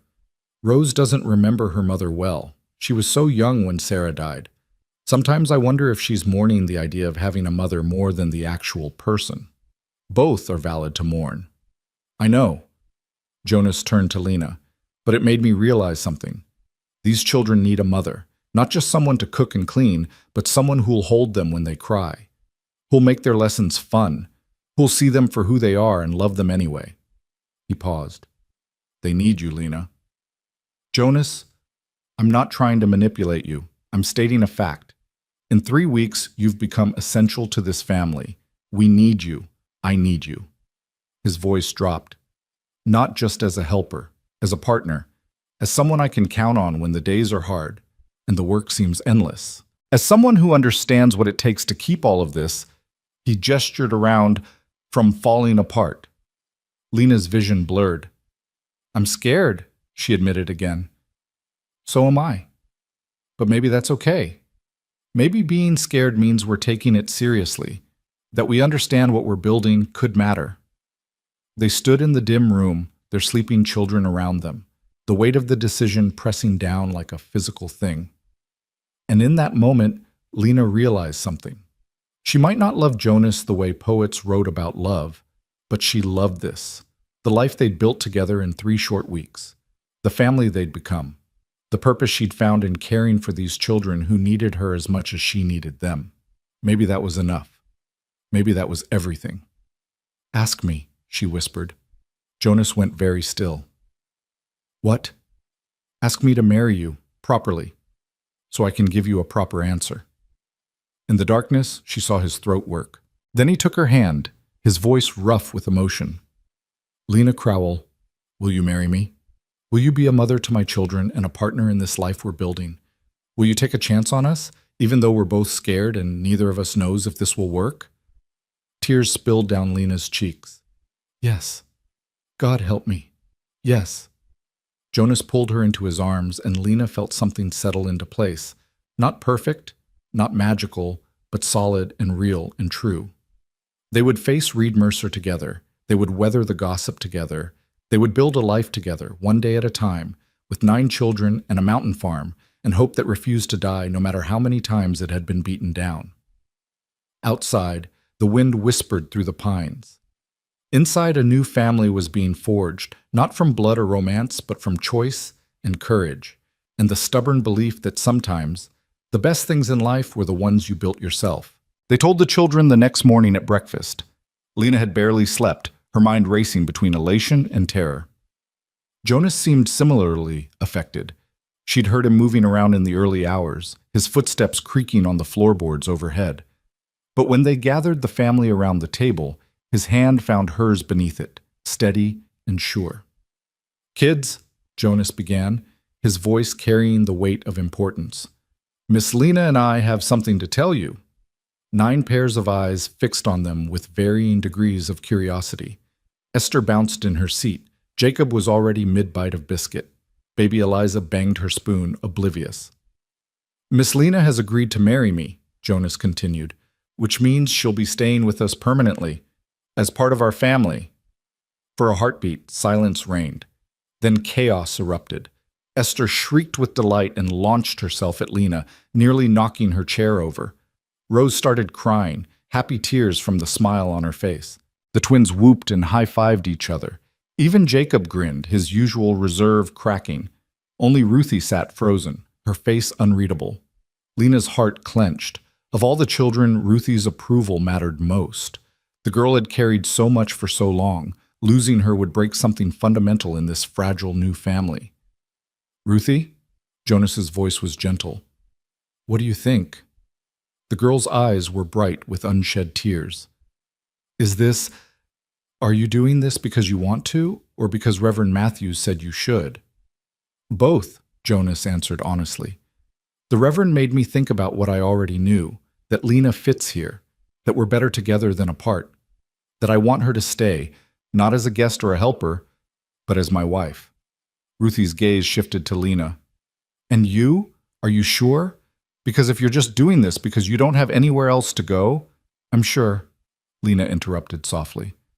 I could find somewhere else. I could go to that boarding house in town, find work, build a different life. But I don't want to. I want to be here, with all of you. Something in Ruthie's expression crumbled. She stood abruptly, crossed to Lena, and threw her arms around her neck. I'm glad, she whispered fiercely. I'm so glad. Lena held the girl tight, blinking back tears. Over Ruthie's shoulder, she saw Jonas watching them with an expression so tender it made her chest ache. "When's the wedding?" Samuel asked practically. "Do we have to dress up?" "Soon," Jonas said. "And yes, you'll dress up. We'll do it simple, just family and a few witnesses at the church. Nothing fancy." "Can I pick flowers?" Esther was already planning. "For your hair, Miss Lena? Mama always said flowers make everything prettier." "I'd love that," Lena managed around the lump in her throat. The meal dissolved into excited chatter as the children planned and plotted. Only Maggie remained quiet, watching Lena with those two serious eyes. After breakfast, while the others scattered to their chores, Maggie approached Lena at the wash basin. "You're not going to leave, are you?" The question was blunt, tinged with an edge of desperation. "Even after you marry Pa? You won't decide it's too hard and go away?" Lena's heart broke for this child who'd learned too young that people could disappear without warning. She knelt down to Maggie's level, taking her small hands. "I'm not going anywhere. I promise you that. Marriage is forever, Maggie. When I stand up in that church and make vows to your father, I'll be making them to all of you too. You're stuck with me." "Good." Maggie's lips trembled. "Because we need you. Ruthie tries so hard, but she's tired. And Pa, he does his best, but he can't be everything. And the little ones, they don't remember having a mama who could make everything feel safe." Her voice dropped to a whisper. "I barely remember it myself sometimes." "Then we'll make new memories," Lena promised. "Good ones. Safe ones. Together." Maggie nodded, then surprised Lena by hugging her quickly before darting away, as if embarrassed by the display of emotion. The next 3 days passed in a blur of preparation. Reverend Matthews agreed to perform the ceremony that Saturday. Lena altered one of Sarah's dresses, a simple blue cotton that fit her reasonably well with some adjustments. The children cleaned the house from top to bottom, determined everything should be perfect. Jonas rode into town for supplies and returned with a plain gold band that had belonged to his grandmother. "It's not fancy," he said, showing it to Lena privately, "but it's solid, like us." Lena slipped it on her finger, testing the weight. It fit perfectly, as if it had been waiting for her. "It's beautiful." Jonas reached out, tilting her chin up so she met his eyes. "Are you having second thoughts?" "Every minute of every day." At his stricken expression, she hurried on. "But not the kind you're thinking. I'm not doubting this decision. I'm just scared I'll mess it up somehow, that I'll fail you and the children." "You won't. You can't know that." "I can. Because I've watched you, Lena. I've seen how you love these kids. Not out of obligation, but genuinely. I've seen you step up when things are hard, not shrink away. Whatever challenges come, we'll face them together." He paused. "That's what marriage is. Facing things together." Before Lena could respond, they heard hoofbeats approaching. Jonas tensed immediately, moving to the window.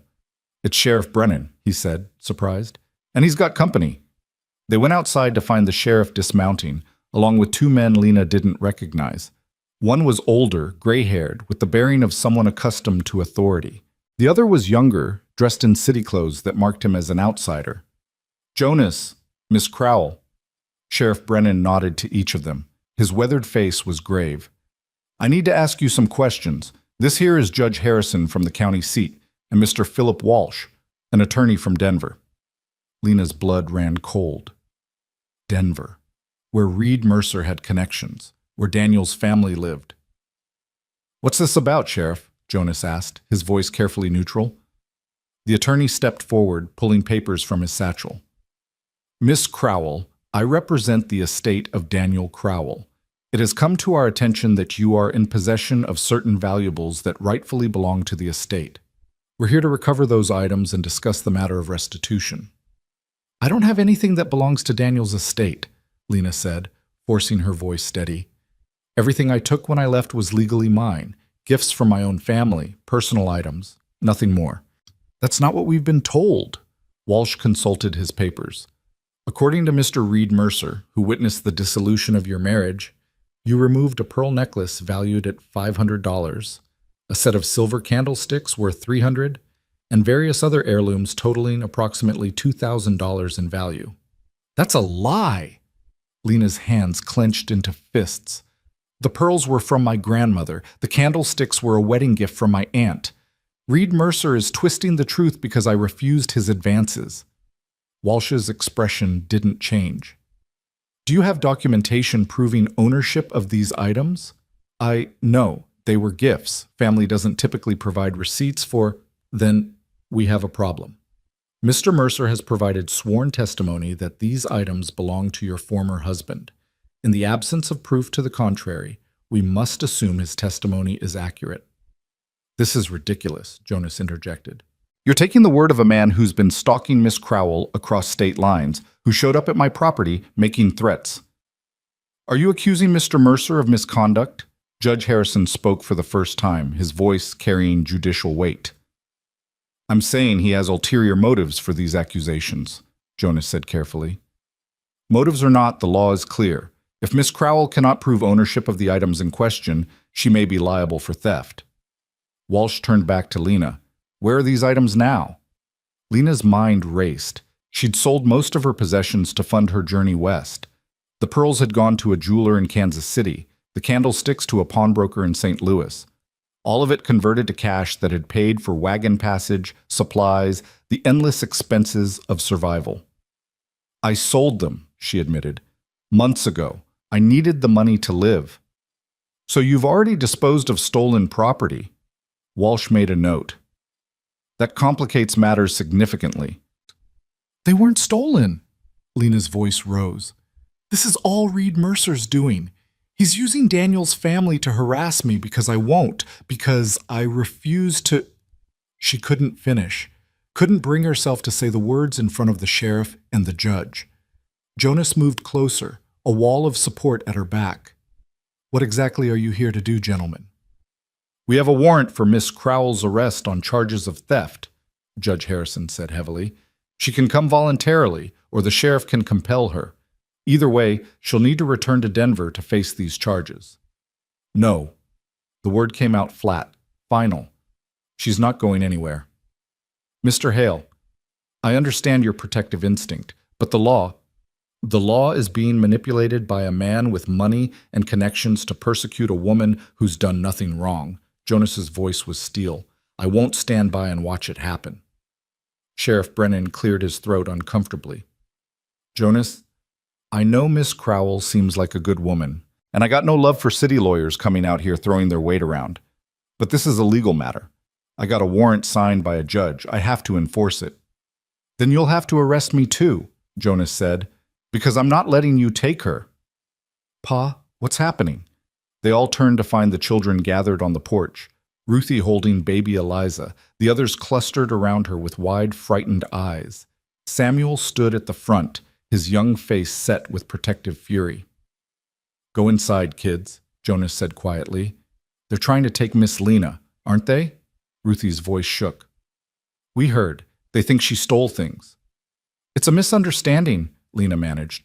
I'll sort it out. How? Maggie's voice was small, broken. How do you sort out lies? The question hung in the air, unanswerable. Judge Harrison's expression softened slightly as he looked at the children. Sheriff, perhaps we could delay enforcement of the warrant for a few days. Give Miss Crowell time to arrange her affairs, secure legal representation. And give her time to run, Walsh interjected sharply. Your Honor, with all respect, this woman has already demonstrated a pattern of fleeing from consequences. We need to take her into custody now. She's not running anywhere, Jonas said through gritted teeth. She's getting married on Saturday, to me, in front of the whole community. Does that sound like someone planning to flee? This gave the attorney pause. He exchanged glances with Judge Harrison. Married? The judge studied Jonas, then Lena. This isn't some scheme to avoid prosecution, is it? It's a scheme to build a life, Lena said, finding her voice. I came here looking for a fresh start. I found a man who needed help with his children, who offered me shelter when I had nowhere to go. We're getting married because we choose each other, because we fit, not to avoid anything. Nevertheless, the timing is convenient. Walsh's tone dripped skepticism. The timing is what it is, Jonas shot back, and it doesn't change the fact that these charges are baseless. If you want to take her into custody, you'll have to go through me. And then through half this community, because we don't take kindly to people being railroaded by rich men with grudges. Sheriff Brennan sighed heavily. Jonas, don't make this harder than it needs to be. I'm making it exactly as hard as it needs to be. Jonas's jaw set stubbornly. Tom, you've known me how long? 15 years? Have you ever known me to harbor a criminal? To support someone who was genuinely in the wrong? The sheriff shifted uncomfortably. No, but then trust me now. Lena Crowell is innocent. She's being targeted by a man who can't accept that she rejected him. Everything else is window dressing. Judge Harrison was quiet for a long moment, studying the scene before him. The protective man, the frightened woman, the children watching with desperate hope. Against my better judgment, he said slowly, I'm going to delay this warrant for 1 week. Miss Crowell will remain in your custody, Mr. Hale. She is not to leave the county. If she runs, you'll be held responsible. She won't run, Jonas said firmly. Furthermore, she needs to secure legal counsel immediately. These charges are serious, and they won't disappear just because you don't like them. The judge turned to Lena. Do you understand the gravity of your situation, Miss Crowell? Yes, Your Honor. Then I suggest you spend the next week preparing a defense.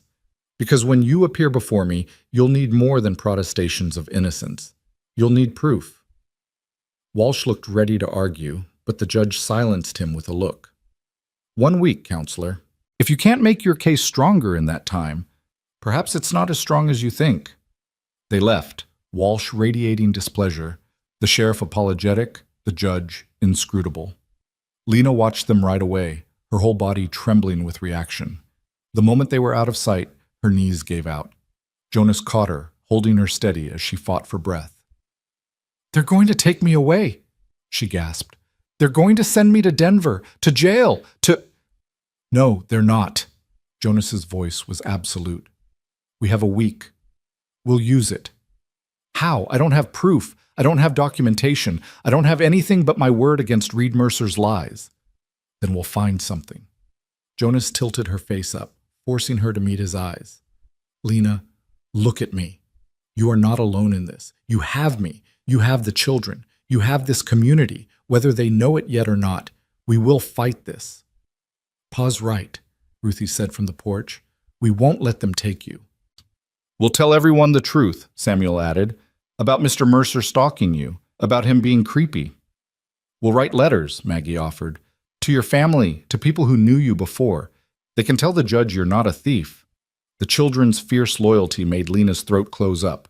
These babies, ready to go to war for her, ready to fight grown men with money and power because they believed in her. Thank you, she whispered. All of you. But this isn't your battle. Yes, it is, Ruthie said simply. You're going to be our mother. That makes it our battle. That night, after the children were in bed, Jonas and Lena sat at the kitchen table with paper and ink, trying to piece together some kind of defense. Who can testify to your character? Jonas asked. People who knew you before your marriage? My sister, maybe. Though we haven't spoken since the divorce, she was angry with me for embarrassing the family. What about your aunt, the one who gave you the candlesticks? Lena shook her head. She died 2 years ago. That's part of why I had no proof of ownership. All the people who could vouch for those being gifts are either dead or have cut me off. That's awfully convenient for Reed Mercer. I think he knows exactly what he's doing. He waited until I was isolated, until there was no one left to defend me. Jonas drummed his fingers on the table, thinking, what about the merchants you sold to? The jeweler in Kansas City, the pawnbroker in St. Louis? Would they have records? Maybe. But that only proves I sold them, not that I had a right to. It's something. We can write to them. Ask for any documentation. Jonas made notes. What else? There has to be something we're missing.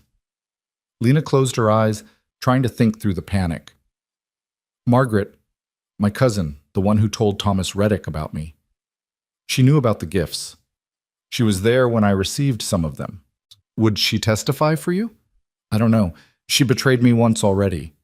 But maybe she'd feel guilty about it. Maybe if we explained the stakes. A knock at the door interrupted them. Jonas rose warily, his hand going to the rifle mounted above the fireplace. "Who is it?" "Reverend Matthews." Jonas relaxed, opening the door. The Reverend stepped inside, his expression troubled.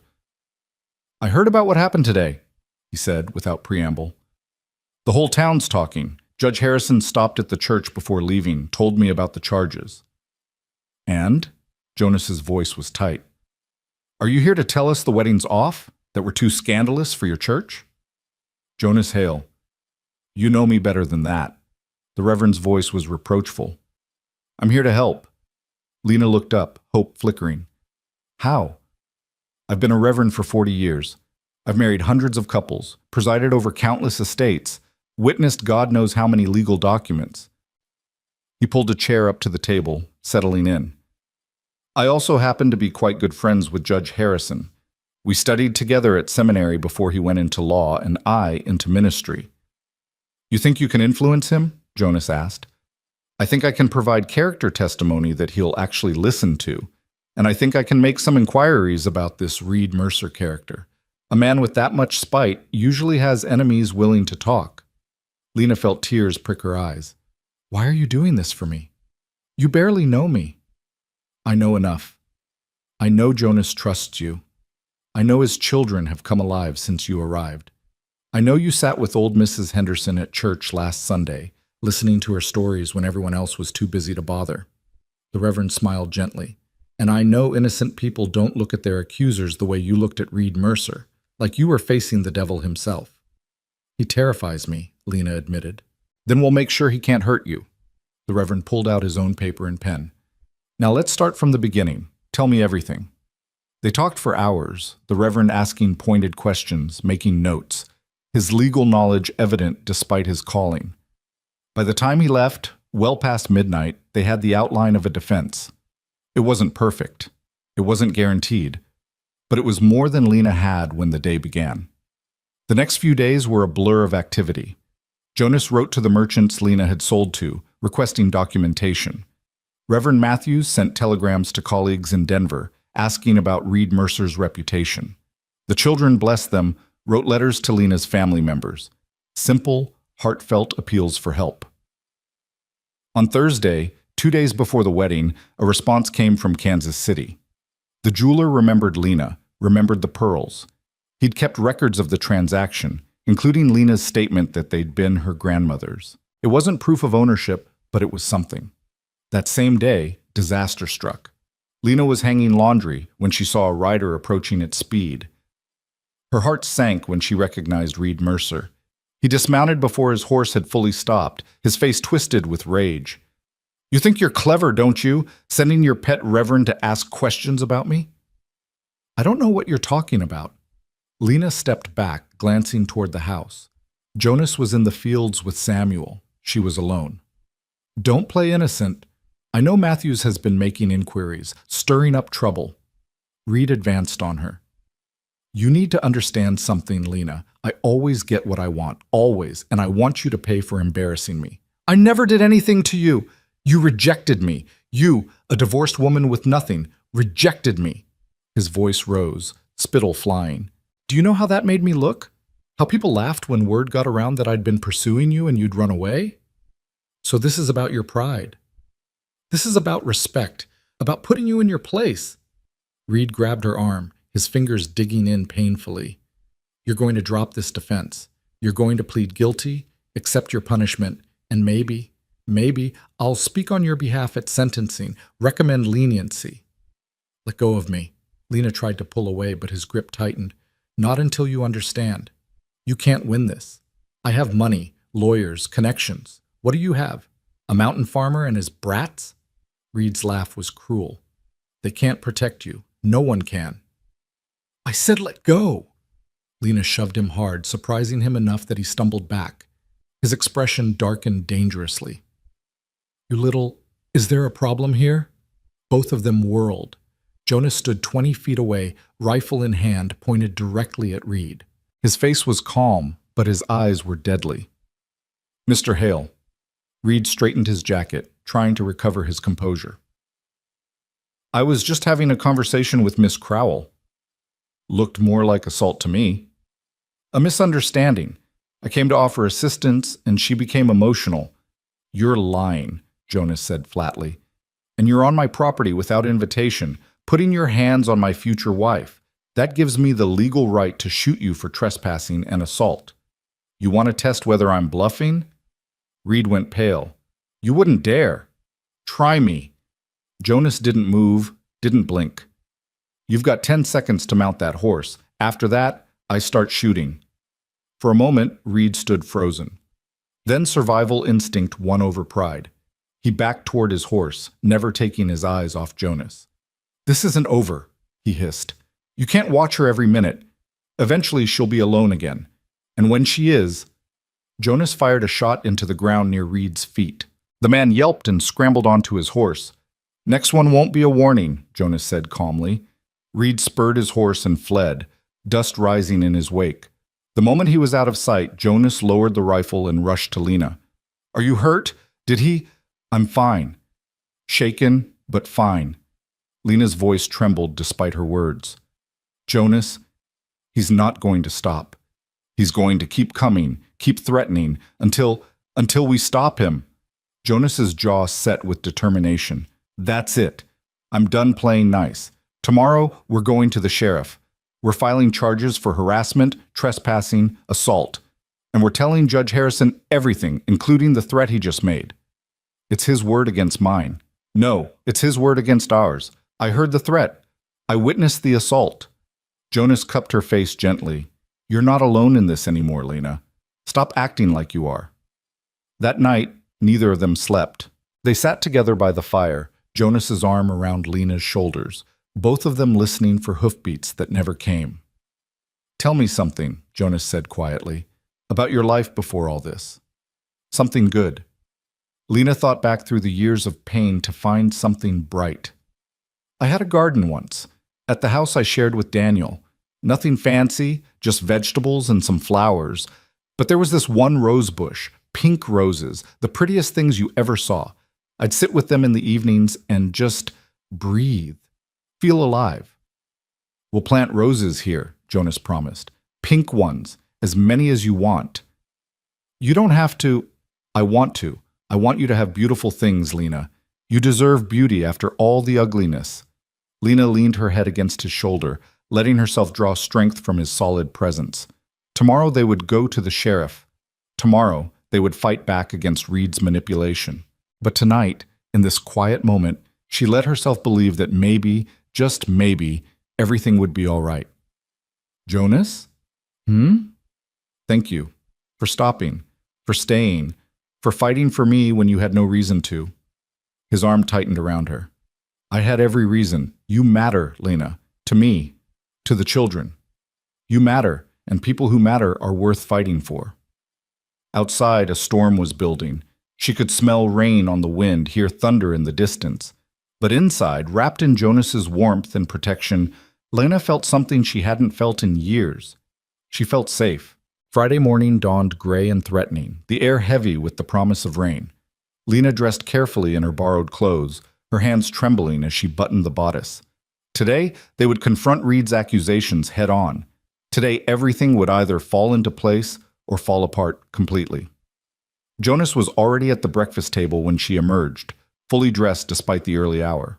The children were unusually quiet, sensing the tension that filled the house like smoke. I want to come with you, Ruthie said as Jonas prepared to hitch the wagon. To the sheriff's office. Whatever happens, I want to be there. Me too, Samuel added. Jonas shook his head. This isn't something for children to... We're not children, Ruthie interrupted, her voice steady. Not anymore. We stopped being children the day Mama died and we had to grow up to survive. We deserve to be there. To stand with Miss Lena. Jonas looked at Lena, questioning. She felt her throat tighten at the fierce loyalty in Ruthie's eyes. Let them come, she said softly. They've earned the right. The ride into Millbrook was tense and silent. Ruthie sat beside Lena in the back of the wagon, her hand gripping Lena's with surprising strength. Samuel sat up front with his father, his young shoulders squared with determination. Sheriff Brennan was in his office when they arrived, along with someone Lena hadn't expected, Reverend Matthews. and standing beside him, a woman Lena recognized with a jolt of shock. "Margaret?" Lena's voice came out strangled. Her cousin stood nervously by the window, her hands twisting a handkerchief. She looked older than Lena remembered, worn down by something Lena couldn't name. "I'm sorry," Margaret blurted out before anyone else could speak. "Lena, I'm so sorry for what I did, for telling Thomas about everything. I didn't know he would use it against you like that. I thought he deserved to know the truth, but I should have let you tell him yourself." "What are you doing here?" Lena managed. "Reverend Matthews contacted me, told me what was happening about Reed Mercer's accusations." Margaret's eyes filled with tears, and I remembered things. Things I'd pushed aside because they made me uncomfortable, about how Reed used to watch you when he visited, how he'd find excuses to be alone with you, how angry he got when you left Daniel. Sheriff Brennan leaned forward in his chair. "Mrs. Harper, why don't you tell Miss Crowell what you told me this morning?" Margaret took a shaky breath. "After you left, Reed came to see me. Multiple times. He asked questions about where you'd gone, who you'd been in contact with. He seemed obsessed, and then he started offering money, said if I could provide information proving you'd stolen from Daniel's estate, he'd pay handsomely." Lena's blood ran cold. "He tried to bribe you?" "Yes, at first I refused. But then..." Margaret's voice broke. "My husband lost his business. We were desperate. Reed offered $500 for testimony that the pearls, the candlesticks, all of it belonged to Daniel. $500 we desperately needed." "Did you take it?" Jonas's voice was hard. "No, I almost did, God help me, but I couldn't, because it would have been a lie." Margaret looked at Lena with anguished eyes. "Those pearls were grandmother's. She gave them to you on your 16th birthday. I was there. I watched her fasten them around your neck and tell you they'd been in our family for 3 generations. "You remember that?" Lena whispered. "I remember everything. The candlesticks were from Aunt Beatrice, a wedding gift. The silver brush set was from your mother. All of it yours, freely given." Margaret pulled papers from her reticule with shaking hands. "I brought proof, letters from our grandmother mentioning the pearls. The original gift card from Aunt Beatrice with the candlesticks, everything I could find." Sheriff Brennan took the papers, examining them carefully. "This is good, real good, but it doesn't explain why Mr. Mercer is so determined to pursue these charges." "I can explain that," Reverend Matthews said quietly. "I've received some interesting telegrams over the past few days. Reed Mercer has a history. 3 other women in Denver have reported his unwanted attentions. Women in vulnerable positions, widows, divorcees, women without male protection. When they rejected him, he found ways to make their lives difficult. Legal troubles, ruined reputations, forced relocations." "He's done this before?" Lena felt sick. "Multiple times. But he's clever. Nothing ever sticks because he has money and lawyers and friends in the right places." The women were never believed. The Reverend's expression was grim. Until now. Because this time, he made a mistake. He went after someone who wasn't alone. The door banged open. Reed Mercer strode in, flanked by the attorney Walsh. He stopped short when he saw the assembled group, his eyes narrowing. "What is this? Some kind of ambush?" "This is called justice, Mr. Mercer," Sheriff Brennan said calmly. "We're just having a discussion about your accusations against Miss Crowell. The accusations are legitimate and backed by legal authority. I don't see what there is to discuss." "Then you won't mind answering a few questions." The sheriff gestured to a chair. "Have a seat." Reed remained standing, his posture rigid with barely controlled anger. "I don't have to answer anything. The warrant speaks for itself." "The warrant is based on your testimony," Reverend Matthews interjected. "Testimony we've discovered may be less than truthful." "That's slander, is it?" The Reverend pulled out his own papers. "I have statements here from 3 women in Denver describing a pattern of harassment remarkably similar to what Miss Crowell has experienced. I also have documentation showing you offered Mrs. Harper money in exchange for false testimony." Reed's face went white, then red. "Those women are lying. They're bitter, scorned creatures trying to destroy my reputation." "All of them?" Jonas stepped forward, his presence intimidating despite his quiet voice. 3 different women, all telling the same story? That's quite a conspiracy. You know nothing about, I know you threatened Miss Crowell on my property yesterday. I heard you tell her she couldn't hide forever. I watched you grab her. Jonas's hands clenched into fists. That's assault, Mr. Mercer. In front of a witness. Walsh, who'd been silent until now, cleared his throat. Mr. Mercer, perhaps we should discuss this privately. There's nothing to discuss. Reed's composure was cracking, revealing the rage beneath. This woman humiliated me. She needs to be punished. The room went dead silent. So you admit it, Sheriff Brennan said slowly. This isn't about theft. It's about revenge. Reed seemed to realize what he'd said. I didn't mean, that's not what I... You just confessed to filing false charges motivated by personal vendetta, the sheriff continued. In front of witnesses, including an attorney and a judge. Oh yes, Judge Harrison asked me to keep him informed of developments. You can't prove the charges are false. Reed was sweating now, his careful facade crumbling. My testimony is as valid as anyone's. Except we have proof now. Margaret stepped forward, her voice stronger than before.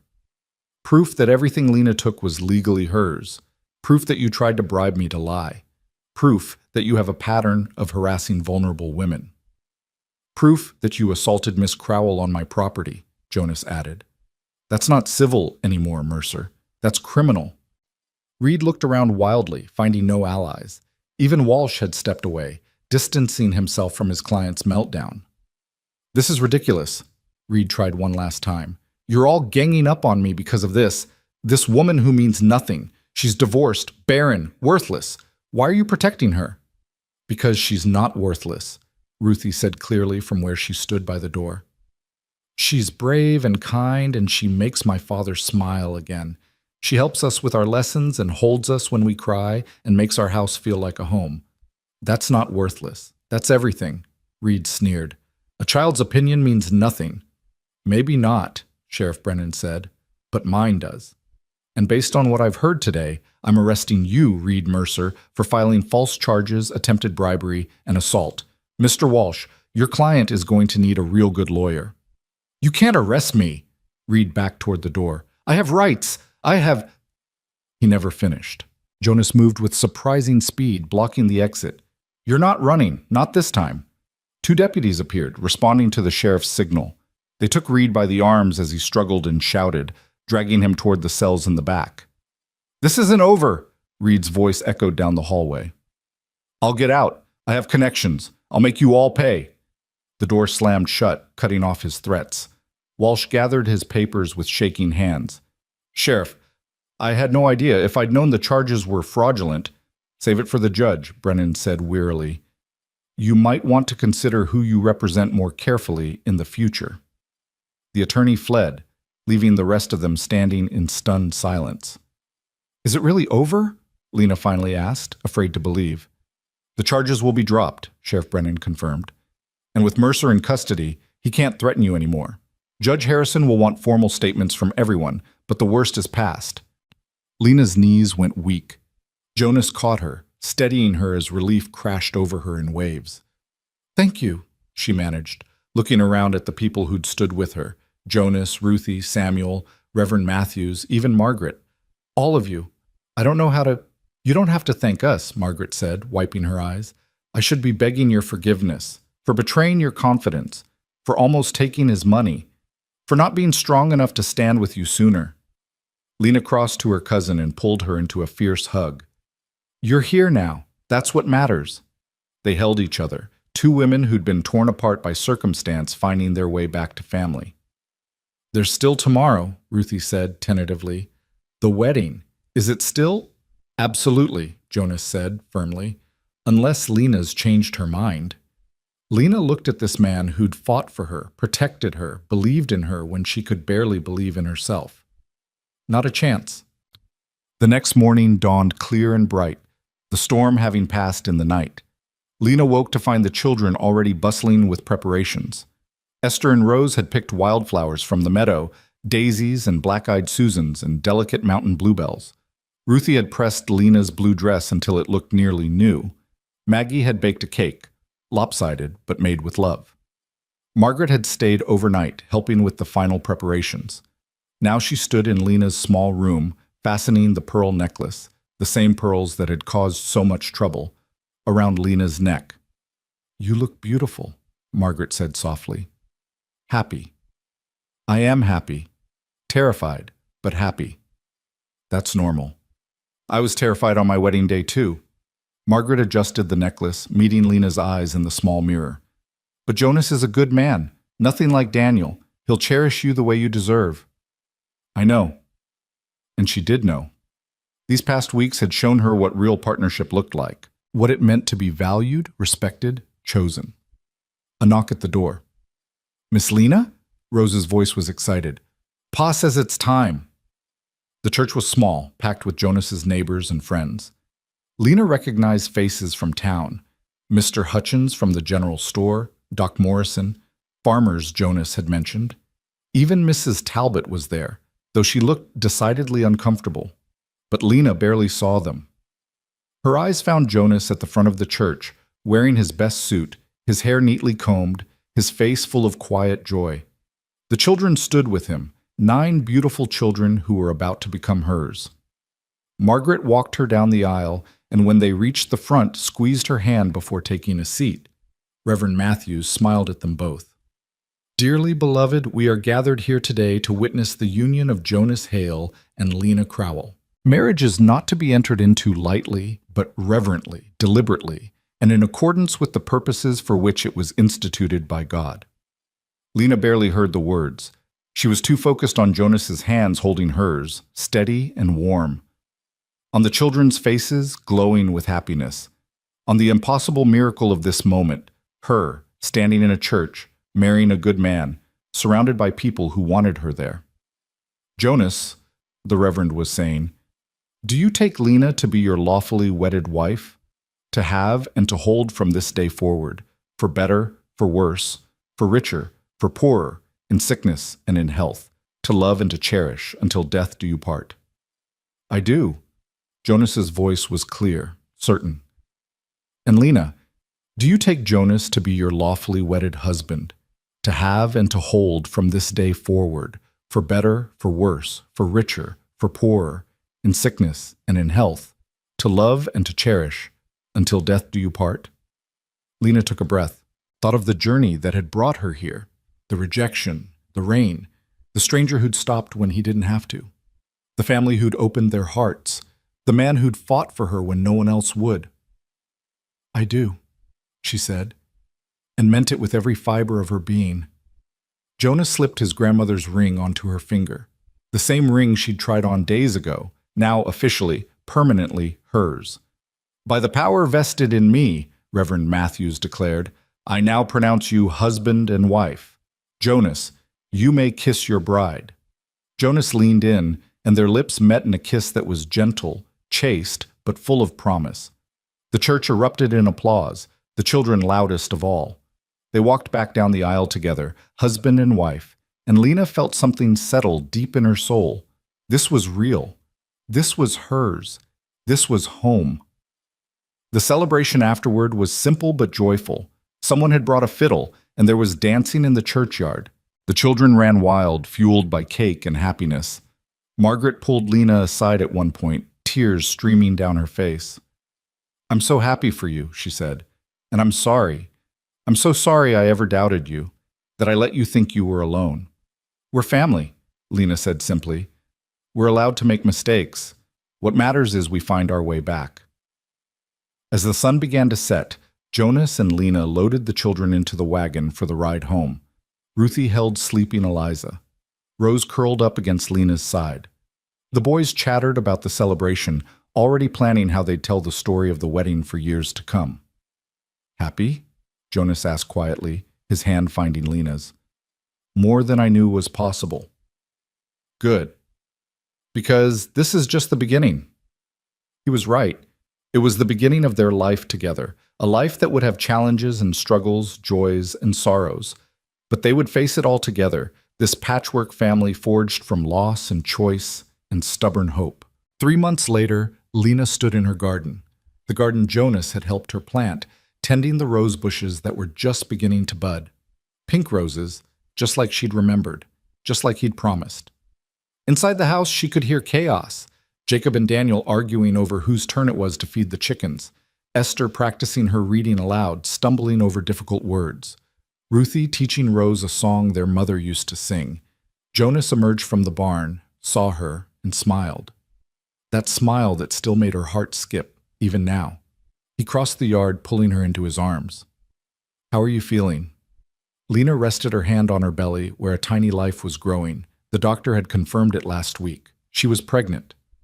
After years of believing she was barren, after the shame and the certainty that she'd never bear children, here was proof that everything she'd been told was a lie. Scared, she admitted. Excited, overwhelmed. Normal, then. Jonas kissed her forehead. "We'll face it together. All of it." "All 10 children?" She laughed at his expression. "What? You didn't think 9 was enough?" "9 was perfect. 10 is going to be interesting." From the house, Ruthie called out, "Pa, Miss Lena, supper's ready." "We should go in," Jonas said. But Lena held him there a moment longer, looking at the house bursting with life, the children she loved as fiercely as if she'd borne them herself, the roses beginning to bloom. A year ago, she'd been broken, rejected, certain she had nothing left to offer the world. She'd stood in the rain believing her life was over. She'd been so wrong. Her life hadn't ended that day. It had begun. The moment a mountain man with 9 children stopped and said, "You need a place, we need one too." Now she had both. A place and a purpose. A family and a future. A man who chose her every single day, and children who called her Ma without hesitation. And in 7 months she'd hold a baby of her own. Proof that she'd never been broken, only bruised. That second chances existed, that sometimes the best things in life came after you'd given up hope. "Lena?" Jonas was watching her with concern. "You're crying." "Happy tears," she said, smiling through them. "Just happy tears." They walked to the house together, hand in hand. Through the window, she could see the children gathered around the table, waiting. Her children. Her family. Thomas Reddick had rejected her, but he'd done her the greatest favor of her life. Because if he'd accepted her, she never would have stumbled into the rain, never would have collapsed under that sycamore tree, never would have been found by the man who saw her worth when she couldn't see it herself. Reed Mercer was in jail, awaiting trial. The charges against her had been dropped. The gossips had moved on to other scandals. And she was exactly where she was meant to be. That evening, after supper, after the dishes were washed and the children tucked into bed, Lena sat at the table and began to write. Not to herself, but to women like her. Women who'd been told they weren't enough. Women trapped in bad marriages or running from dangerous men. Women who thought they were broken beyond repair. She told them her story. About rejection and rain and a family that chose her. About standing up to lies and finding the courage to hope again. About how the darkest moments could lead to the brightest futures. When she finished, she showed the letter to Jonas. "You're going to send this?" he asked after reading. "I'm going to send it to every Women's Aid Society, every church, every boarding house between here and Denver. If my story can help even one woman find her courage, it's worth it." Jonas pulled her close. "You're remarkable, you know that? I'm just someone who got lucky, who found people willing to fight for her." "No, you're someone who kept fighting even when it seemed hopeless. Someone who chose to believe in second chances." He kissed her gently. "That's not luck. That's strength." Over the following months, letters began to arrive. Women thanking her, women asking for advice, women sharing their own stories of escape and survival and building new lives from the ashes of old ones. Lena answered every single letter. She became a beacon, a voice for women who'd been silenced. The house in the mountains became known as a safe place. Women passing through would sometimes stop, seeking shelter, advice, connection. Jonas never complained, never said their home was too crowded or too busy. He simply expanded the table, added beds in the barn, and welcomed each woman the way he'd once welcomed Lena. We're collecting strays, he said one night, smiling as yet another woman settled into the spare room. We're giving people hope, Lena corrected, the way you gave it to me. Years passed. The children grew. Ruthie married a kind farmer and started her own family. Samuel took over more of the ranch work. The younger ones thrived, secure in the knowledge that they were loved. And Lena's daughter, Grace, named for the undeserved gift she represented, grew into a bright, fierce child who knew nothing of shame or unworthiness. She grew up surrounded by siblings who adored her, parents who chose each other every day, and a constant stream of women finding their strength. On Grace's 5th birthday, Lena stood on the porch watching her daughter play with her siblings. The pink roses were in full bloom, their scent perfuming the air. Jonas came up behind her, wrapping his arms around her waist. "What are you thinking about?" he asked. Lena leaned back against him, watching her family, her beautiful, chaotic family, and smiled. "I'm thinking about rain," she said, "and how sometimes the storms we think will destroy us are actually leading us exactly where we need to be." Jonas kissed the top of her head. "Best storm of my life." "Mine too." Because that was the truth of it. Lena had been rejected, humiliated, left alone in the mountains with nothing but shame and a sodden letter dissolving in her hands. She'd thought it was an ending, but it had been a beginning. The beginning of everything that mattered. She was no longer the woman who'd been told she wasn't enough. She was Lena Hale, wife, mother, advocate, survivor. She was the woman who'd walked through rain and fire and come out stronger. The woman who'd built a family not from blood, but from choice and courage and love. And as she stood there, surrounded by the life she'd built from the ashes of her old one, Lena Crowell Hale finally understood the truth she'd been searching for all along. She had always been enough. She had always been worthy. She had always been exactly who she was meant to be. It had just taken a mountain man and 9 children, now 10, to help her see it. The end.